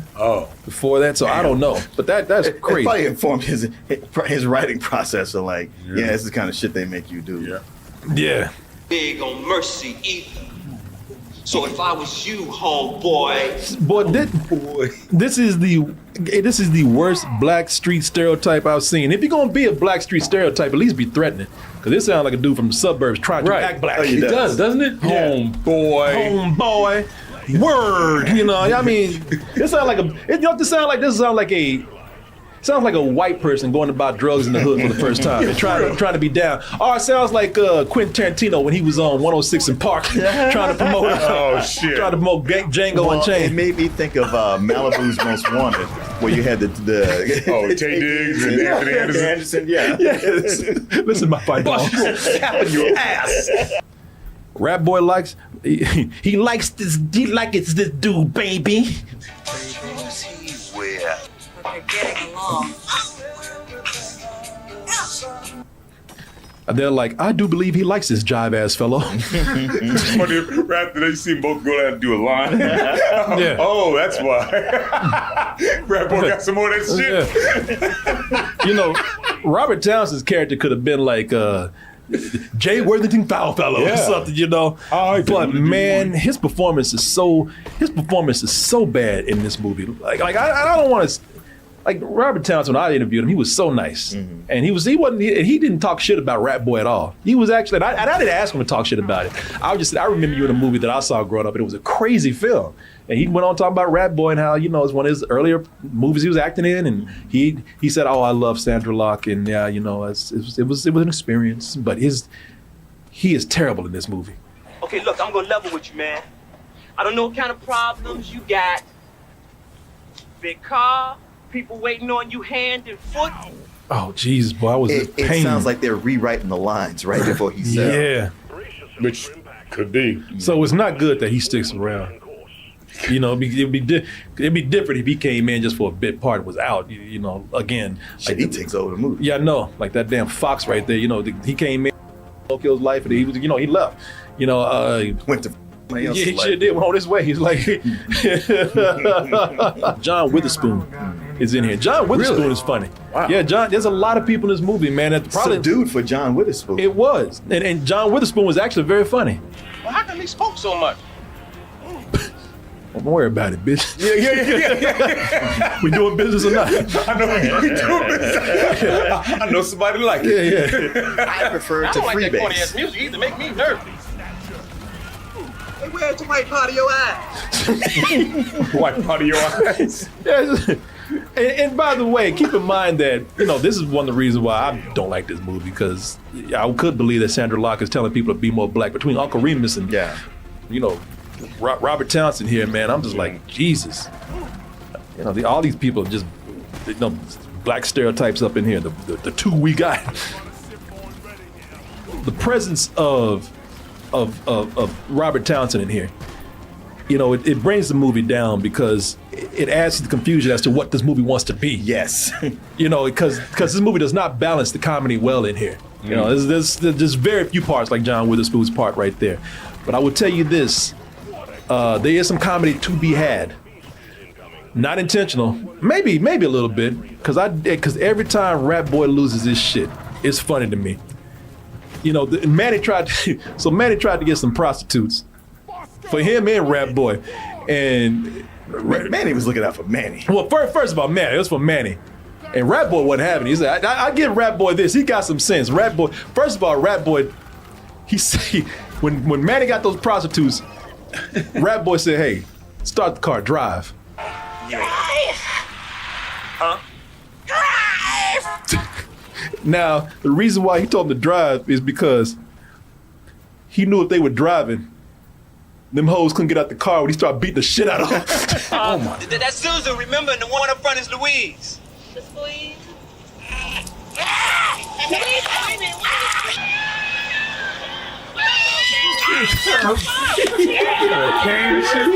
He had a pimp cane and everything. He beat them like they owed him money. Why is he doing that? Because he just lost his shit. He don't like him. He got mad. Nikki was supposed to meet him. He got all dressed up at his flowers, and she blew him off to go on the Merv Griffin show. Which, why is she doing a guest appearance on the Merv Griffin show without him? Right. Doesn't make sense. So he was mad because she stood him up in the rain. It's a lot of scenes with him sad in the rain. That's Susan, remember, and the one up front is Louise. I remember that bitch. Like, I don't give Where my goddamn money at? He did do that look like, what? I didn't ask for anything. Shouldn't have been with them anyway, because Rat Boy got a conference to attend. Of course he does. Yeah, because Rat Boy got a press conference to go to. That's supposed to be his big break. And this is where the movie turns into King Kong, man. Oh yeah. Oh shit. Because there's at least a couple of similarities here. Now, so King Kong likes blonde white women, and so does Rat Boy. Rat Boy got a thing for Nikki. Hard, Nikki. Yeah, Nikki was kind to him. So he just like any other dude that ain't been with a woman. She was nice to me, so she must want me. And he only wants her. And he only wants her. Get these hoes away from me. And that's why he jumped off that building, because he saw Nikki leaving with Bill Maher, and he's like, this. Yeah. She brings him to the party and he just takes off with some other. Just leaves him left his ass dry. He's like, shit, I'm on cocaine too.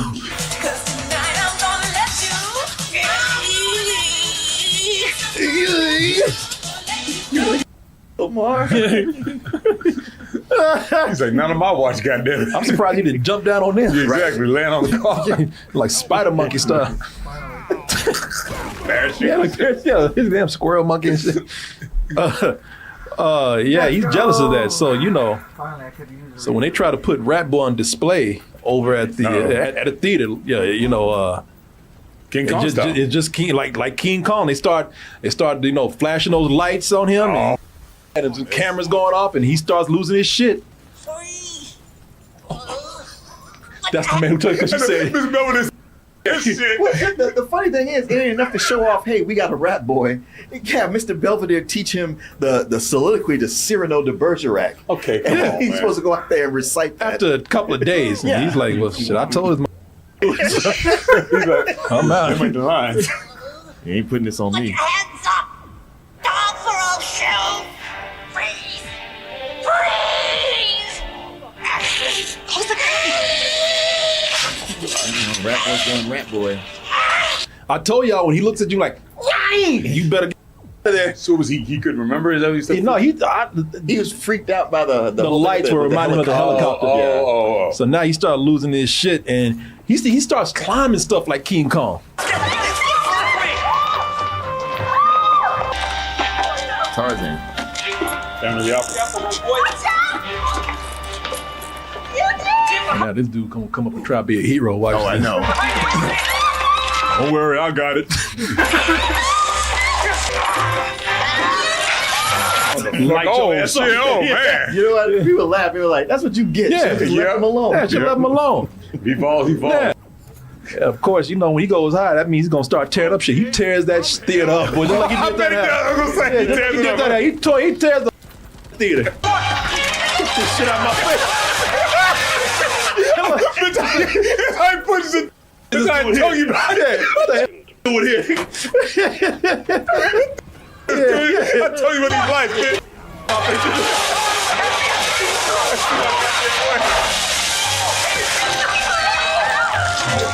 It ain't helping if they're putting that spotlight on him. So that's all this chaos going on, but the spotlight guy is still doing his job. He's shit. I'm in the union guy. Yeah, pissing his ass off. So yeah. Just doing it. Yeah, you start putting lights. You put lights on him and start flashing. He goes crazy, and just like King Kong, people he leaves for that crowd. People are like. They run out like they are out. Where's my son? Get the rap boy loose. Rap boy loose. They're running from him, and he's passed them up. He's still running. Yeah.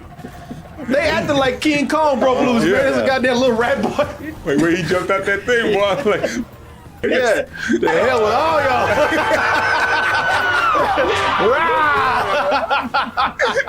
She screams like this for some reason. Yeah. Who first, goddamn it? Y'all want rap boy? Y'all get goddamn rap boy. Manny tells me, like, look, man, I got you. Let's just leave town. Forget all this, man. We'll start new. So what do you say? Want to get out of this town?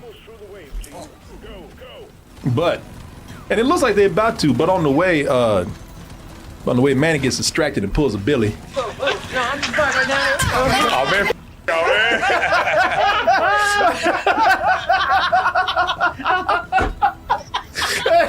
you wait for this the whole fucking time, boy.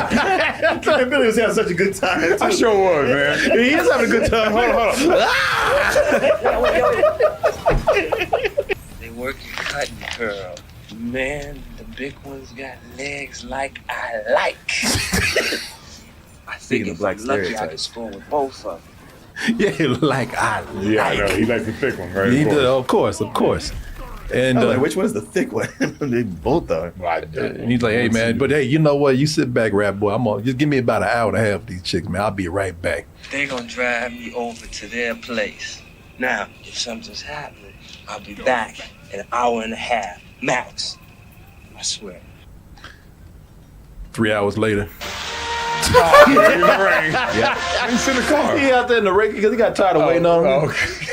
Because he knew he was full of shit. He's like, hey, man, he ain't coming back. This dude's full of shit. He's like everybody else in my life, full of shit. He out there in the rain, getting chased by dogs. Oh, this is montage. Yeah.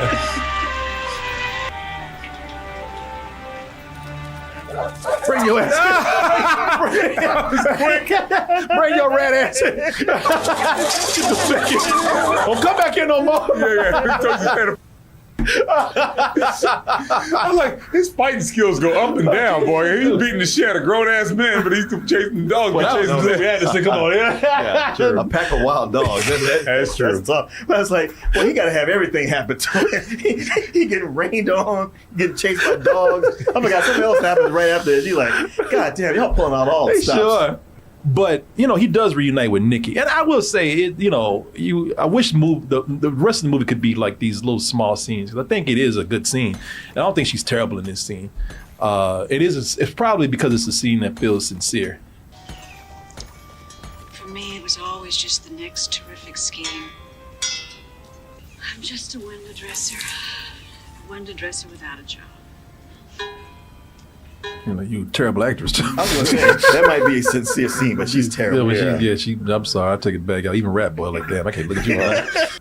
Look. I'll take the dog. Yeah, I can out-act you with all these prosthetics. I know, I can out-act you. I've been saying to the movie, he should have bit her ass.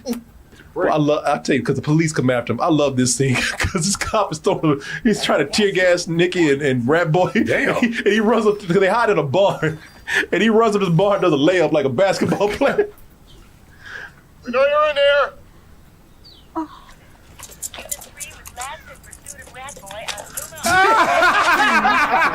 Like a bitch. She should have fell back down on weak ass layup. Weak as hell. I'm cutting you for the team. It's fun to throw things, right? Well, it's like he didn't even make it. They cut. Right. It's like exactly. Jesus, that was weird. And you love those LA cops. They got guns drawn. Nobody's armed. Yeah, he's 3 feet tall. Clearly not armed. Nothing. But they ready to shoot first and ask questions. Maybe. Yeah. And they do. They shoot him. He ain't doing nothing but running. But you know what LAPD. If you run, that gives them the right to shoot.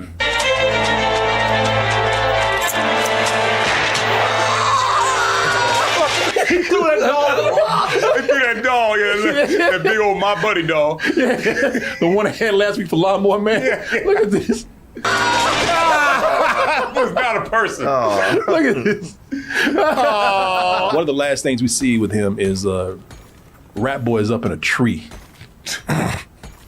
Yeah, if they'd only looked just 30 feet away, they might have found it. You said they're LA cops. Yeah. Done and done. Oh, shit. Hold on. Let me see here. My computer might be stuck. Oh, there we go. Yeah, let's see if I can find this. Because Rat Boy is up in a tree. With the blue feather. So they had this thing where he bought this necklace off of John Witherspoon. You can't describe this without looking. Just say like, Rat Boy got a press. Rat Boy got a conference to go to. He bought this necklace off. Yeah, they ripped him off and sell him a big giant piece of glass like it's a diamond, like a little medallion or something. Yeah, because he's obsessed with it. Yeah, and even John Witherspoon doesn't want to rip him off. But Manny's all like, no, take advantage of him. Yeah, so and with his Rat Boy strength, because he breaks it in half. Yeah. And because he likes Nikki, he gives her half of it. And so when he starts. When Nikki pulls out the medallion in her pocket, she realizes, there's a flash over there. He's up in a tree flashing his half of the medallion.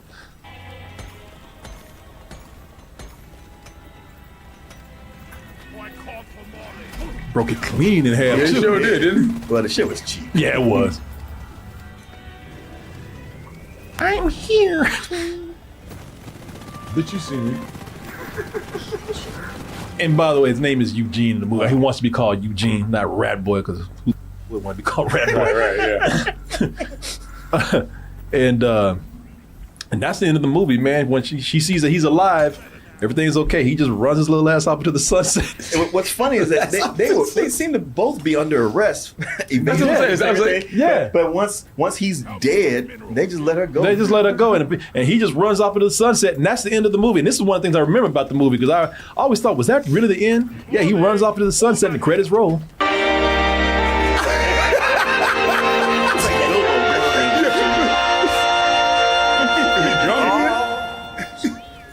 That's the end of the movie, y'all. The credits roll. You don't know where the hell he's going. Nope. He just said, hey, I'm going where people are going to try to exploit me and throw rocks in my ass. I'll shoot me. I don't see anything over that sunset, buddy. There's a damn, probably a cougar over there waiting on us. Yeah, that mountain lion. More dogs. Man, I know this movie is bad. Matter of fact, it's terrible, but I had so much fun watching it. It's because it's a weird movie, man. It is weird. It's just a strange movie. I don't get it. And either this should have been darker or it should have been a kids movie. Mm-hmm. I think, I don't know, but it didn't know what to do with itself. It didn't, and it kept switching tones. Yeah, it really didn't feel like Manny was gonna have a change of heart and turn around and have a redemption arc. Nope. And he just stayed a piece of shit to the end. He almost got worse the longer it went on. Well, the white women got him, man. And that liquor. Yeah. Clearly he stopped there to use the bathroom and when he got drunk. Yeah. Wait right here. I just gotta, go lock it up. Because I don't want nobody steal my vet. And he actually goes home with him, man. Well, he said, I know what happened last time I tried to get you some ass. You told me that's true. Yeah. You stay right here. Kind of blocking that little plus rat. one of them sees him and freaks the Oh, yeah. The girls do? Yeah. The biggest one. Yeah, he has to calm her down. Yeah. So there y'all go. Rap boy. Yeah.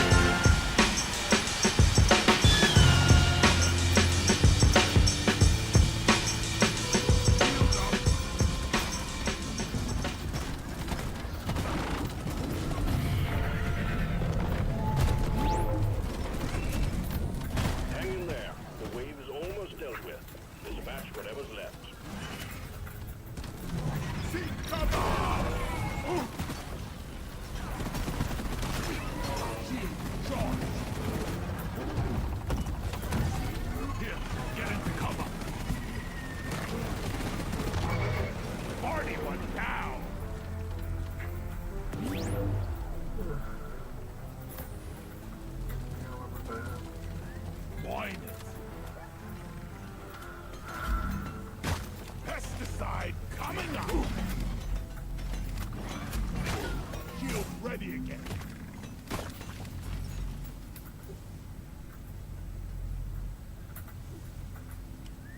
Go! Get to work!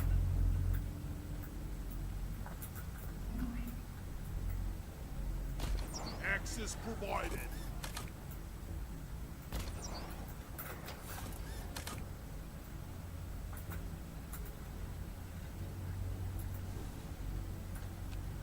Help me with the minerals here. Hate to wait, flare charging.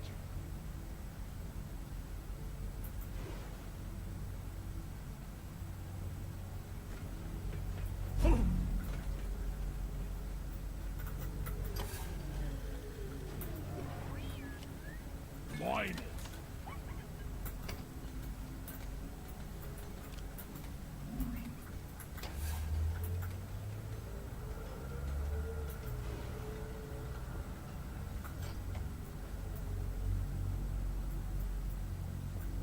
Come here.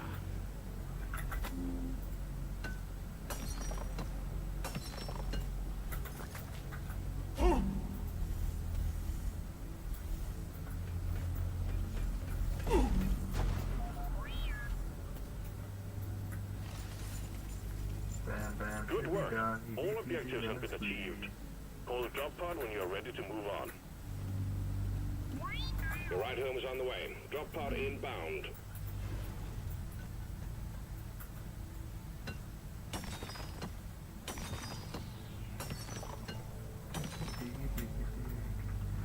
Let's go. Come on.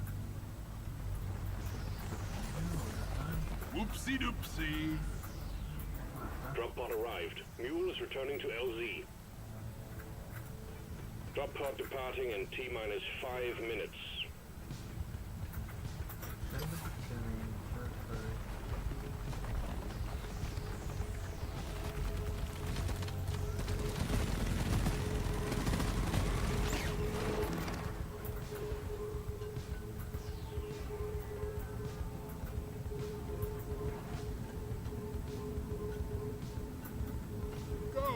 go! Drop pod isn't waiting forever!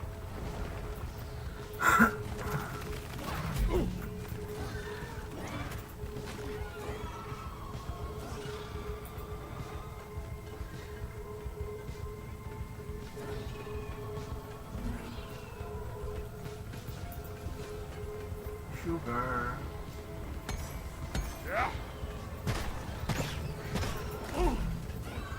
Drop pod departing in T-minus 4 minutes.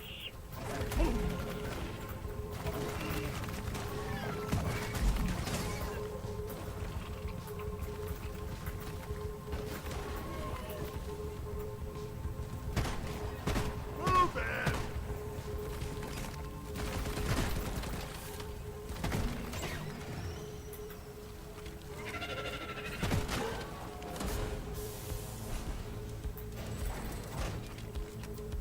The mule has docked, initiating launch sequence. That's one for the books. Retrieving escape pod. Darn.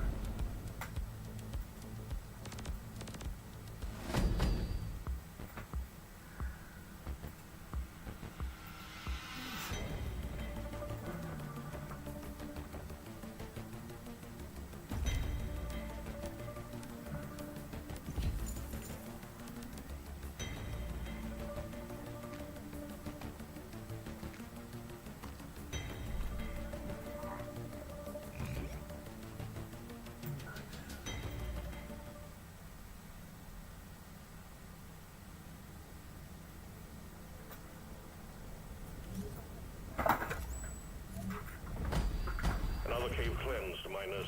Nicely done. More disturbing news from R&D, I'm afraid. Turns out the rock pox attacks both the cognitive and pain receptive areas of the brain. From running tests on infected glyphids, it would appear they are in perpetual agonizing pain. Putting them down is practically a mercy. Let's let them move in. Claim!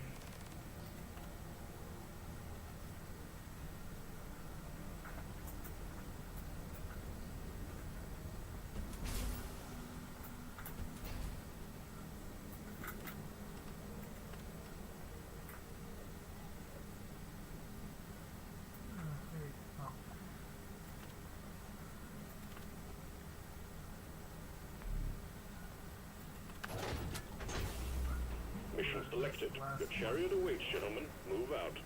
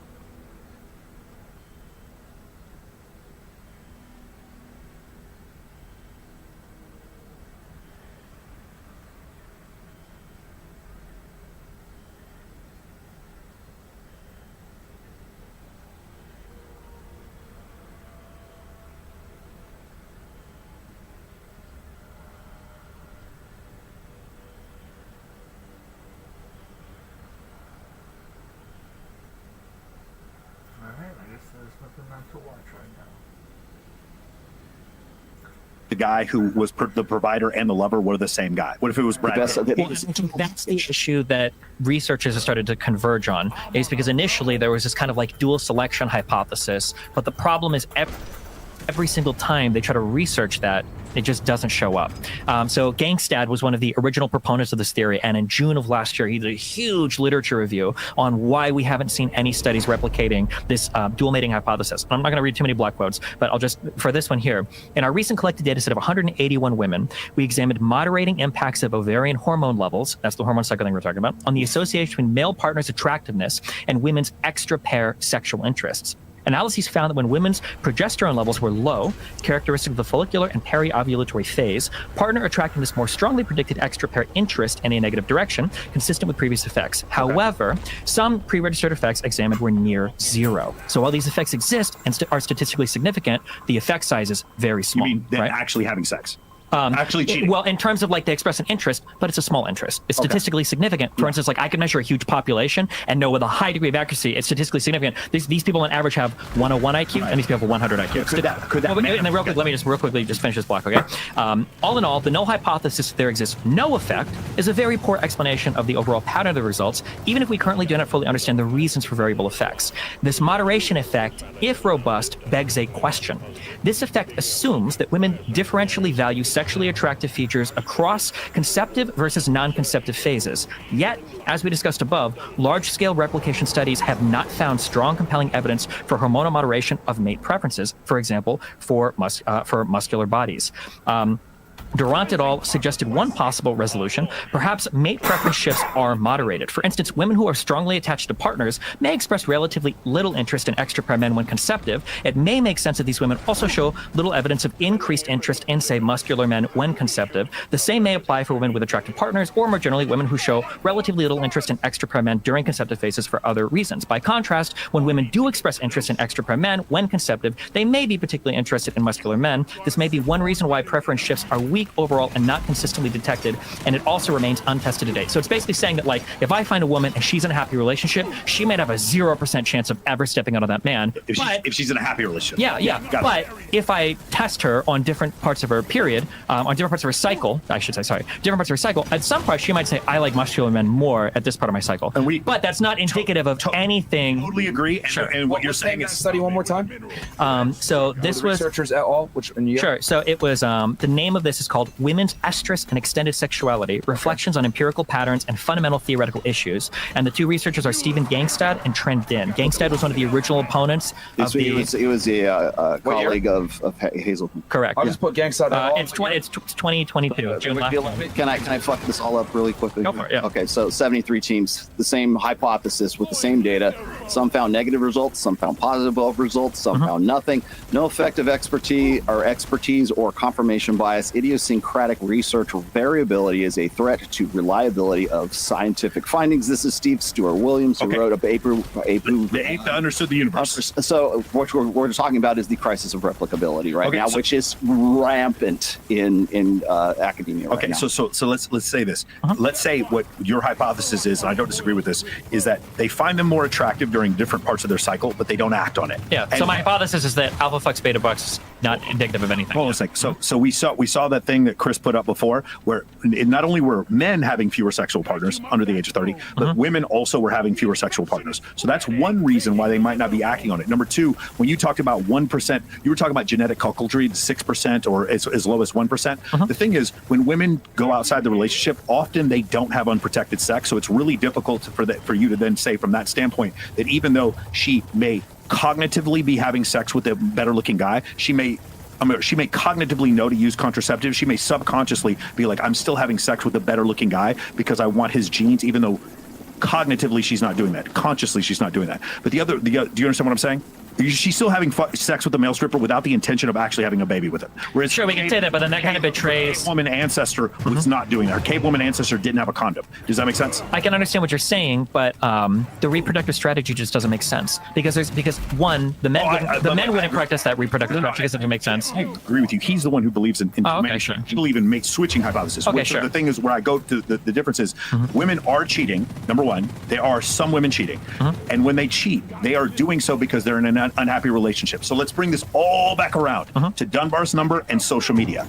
More women are in unhappy relationships because they are comparing themselves to other people, other relationships, and they have access to more men, which is causing more unhappy relationships, which is causing more cheating. Yeah, but despite all of that, men still cheat more. I don't disagree. Men cheat only more. Slightly now. But it's only slightly now, but they still. But you would imagine that but if they women close together, really closing the gap right there now. are a couple polls. Well, there was a recent YouGov one. I read that New Yorker article that you read that referenced one in 2016 that showed that the gaps were closing quite a bit. But there's more recent data that shows that it's still about. The thing is, there's an article like damn near every year where and it goes both ways. Sure. Well, but the problem with that New York paper is it was citing something from a McKinsey Institute, which the people that they survey is questionable. But regardless, let's say that I grant you that it's the same.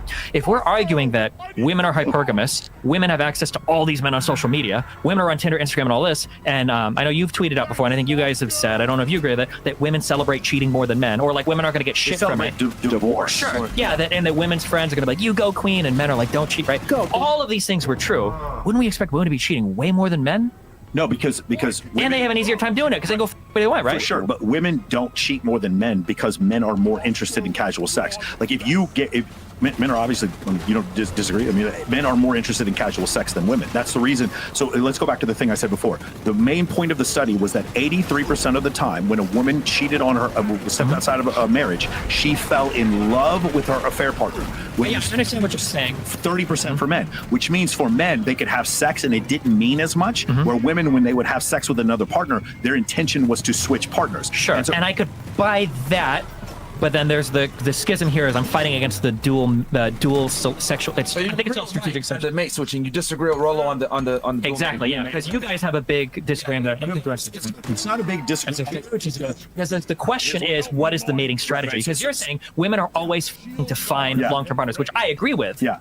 But here's the thing. The reason why I don't completely disagree is because I used to live in Los Angeles and I live in Las Vegas, and there's tons of women who are straight up cucking their boyfriends, and I meet hundreds of them. And what you're going to say is, well, yeah, I mean, that's selection bias. Well, what I'm going to say is, in the beginning of the debate, I agree that we're not going to do stories. We're just going to go on the research, right? Sure. What I'm saying is, but there's enough for me to say it's statistically viable that women are still doing what he's saying. It's just not all women. So the discussion is it 50-50, or is it 85-15, or is it 90-10? Well, based on like cuckoldry, I think one of the studies I even have is like the cuckolded fathers or whatever. And again, those extra partnered parents are literally, it's like 1% of all. Because of contraceptives, I don't know if that's. It's not even contraceptives. This is historically, because the only way they do this is through genetic analysis of like broad spectrums of people to try to figure out like so it just doesn't seem to be the case that many women practice that reproductive strategy. Another study that you guys bring up too that's kind of in this wheelhouse is a long time ago, there was a genetic collapse where there was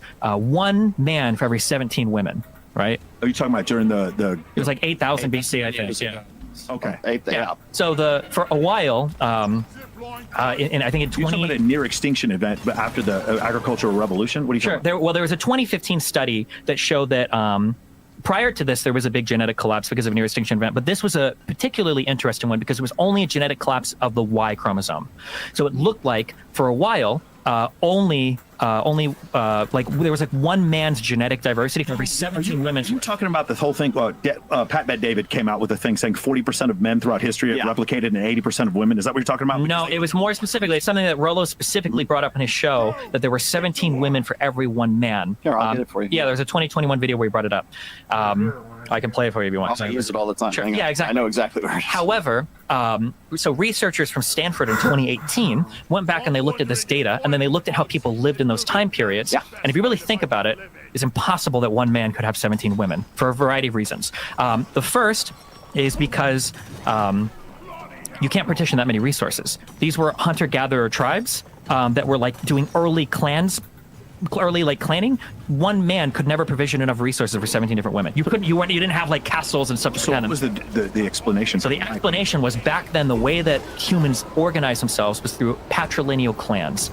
The way that it worked was, if you had a clan and you went there, it was one man, and all the genetic lineage for the men were from that one man. However, women like Genghis Khan and Kulia Khan and a little bit, but women would actually go and marry other clans. So what happened was anytime there was they wanted to or not. Sure, but what happened was anytime there were warring clans, what you would find is if one gets wiped out, that Y genetic lineage is gone because all the men are dead from that particular war, but the women were married off to other clans, so their chromosomes could continue to spread. So that Y collapse is most likely, now you can't prove it, but most likely the explanation, the reason why that Y collapse happened was because of the patrilineage organization of society in those days. And including the violence that was partaken from one tribe to another, meaning what you're saying is like one tribe kills all the males in another tribe and then takes the women, and that's the reason. Or just kills the whole tribe even. They can take the women out, they don't have to, but those women have already been married off to other tribes, so their genetics are spreading more than the men are self-contained. Sure, but I mean, even if you go back to the Bible, what is the Jezebites, the Canaanites, all those, the one it says,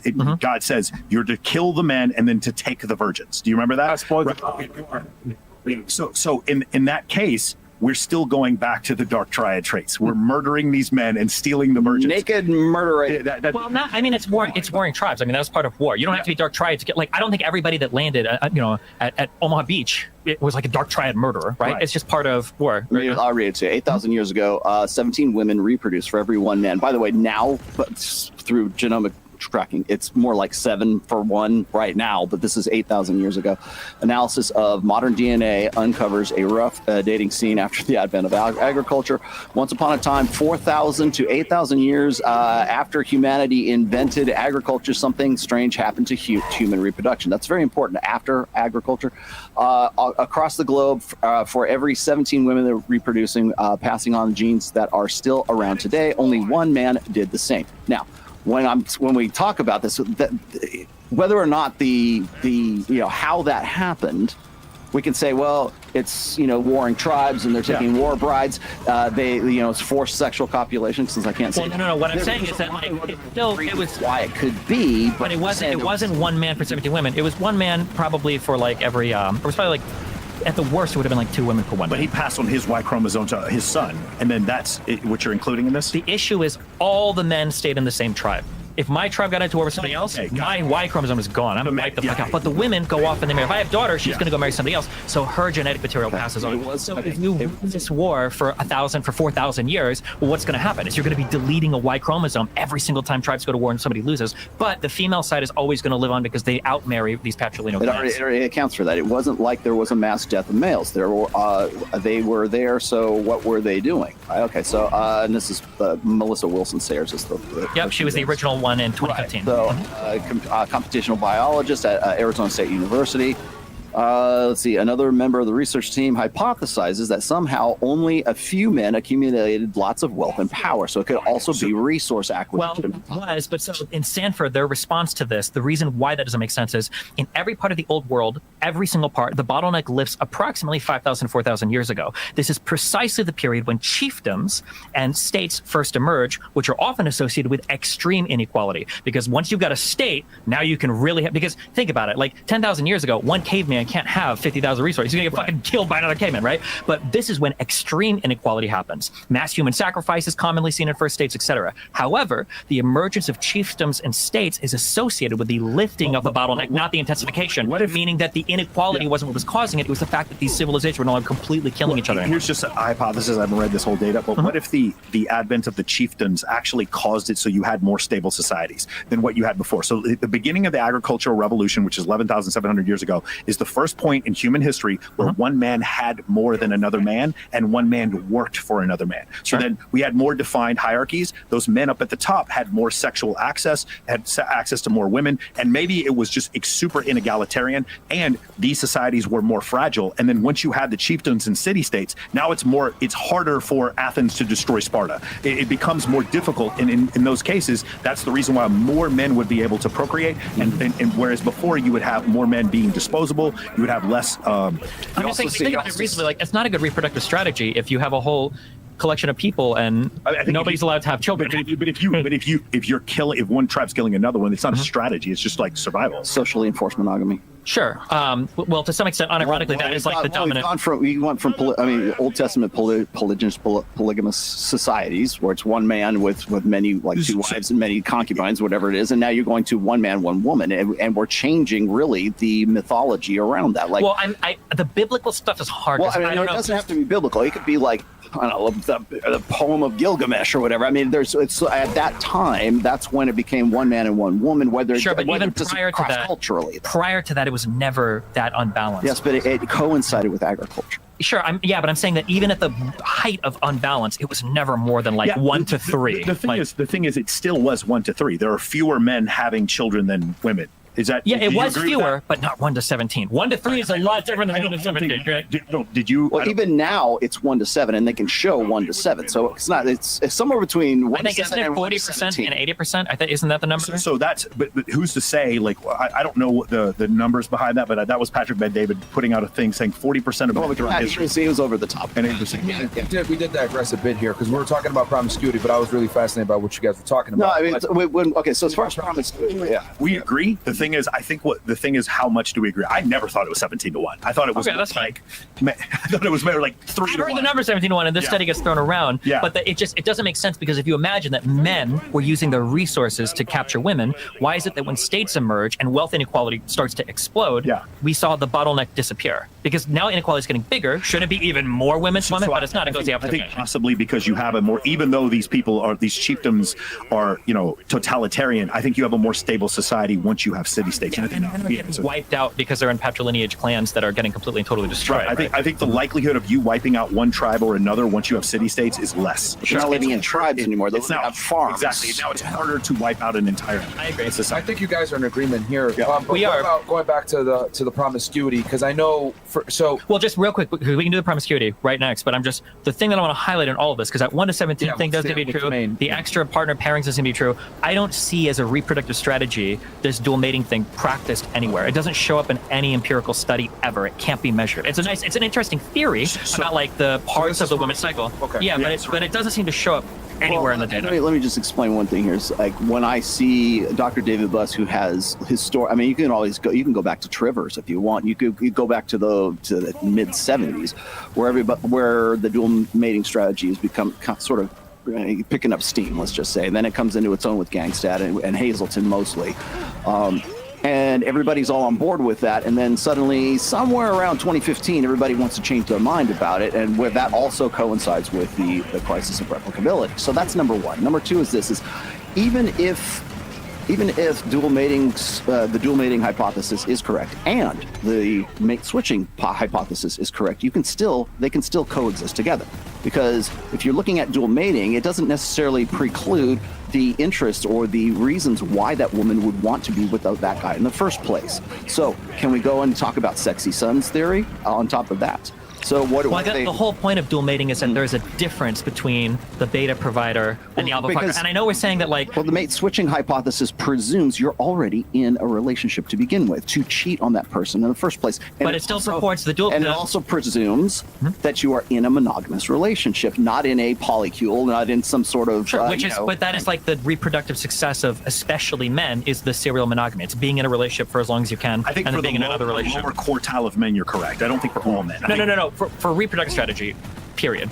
Now, if you want to talk about exceptional circumstances where one guy's buying rights to the aristocracy or a harem, sure, we can talk about that. But at that point, we're not talking reproductive strategy. We're talking about some social. That's socially constructed, right? 20 women don't gravitate towards one man. It's one man has a kingdom and he says, "You 20 women are going to live here. I'm going to kill you," right? So that I wouldn't consider that part of reproductive strategy any more than I would say reproductive strategy is to play StarCraft for 10 years so you can find the girls that show up in your Instagram dance, right? I wouldn't say that's a valid reproductive strategy. That's a very unique situation. Did that work for you? Yeah. Okay. But I would say I know. Right?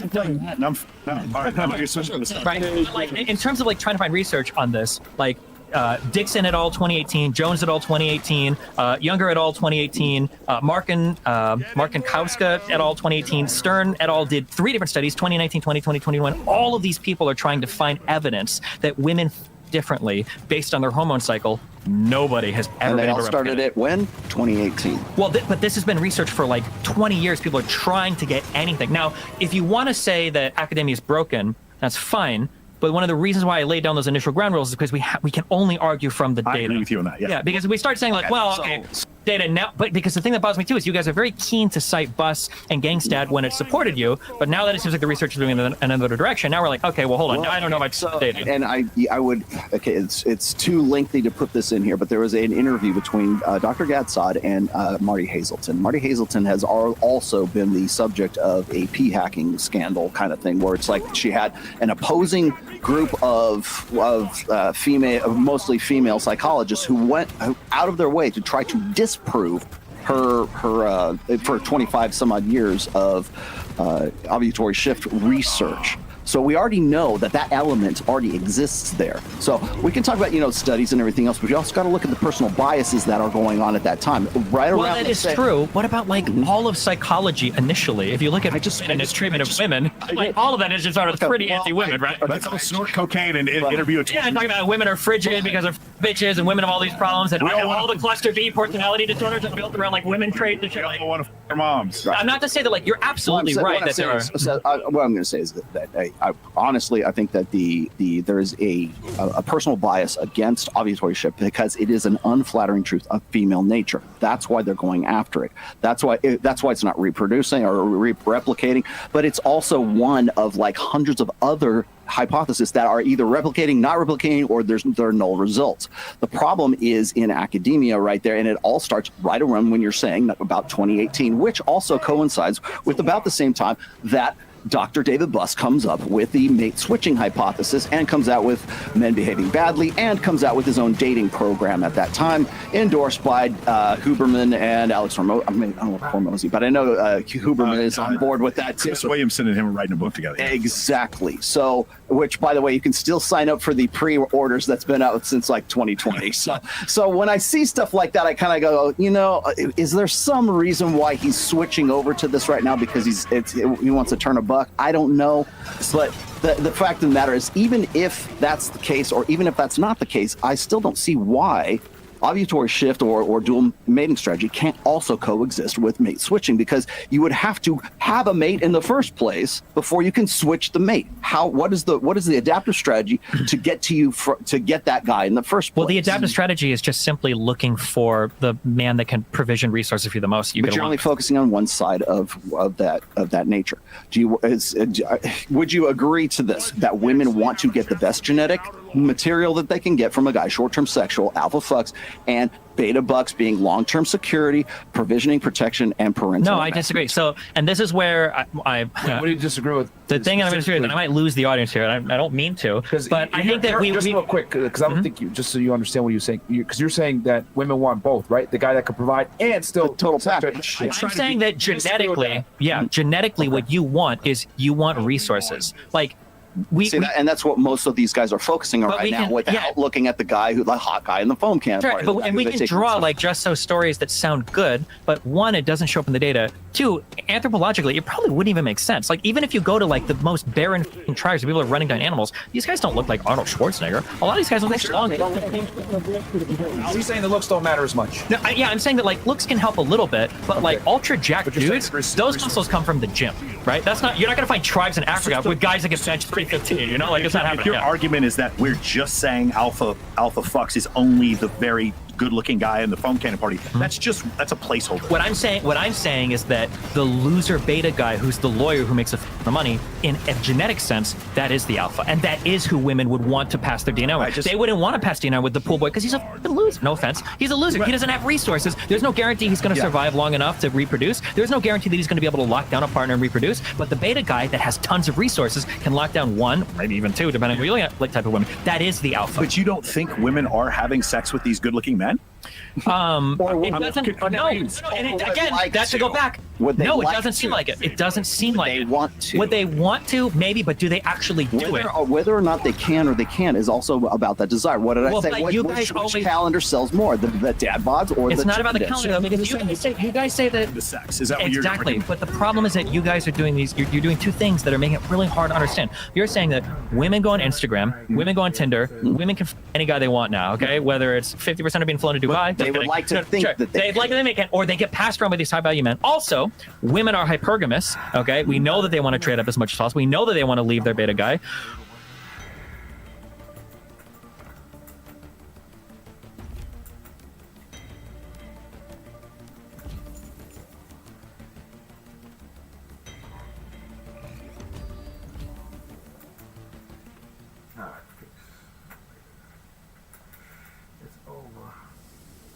me up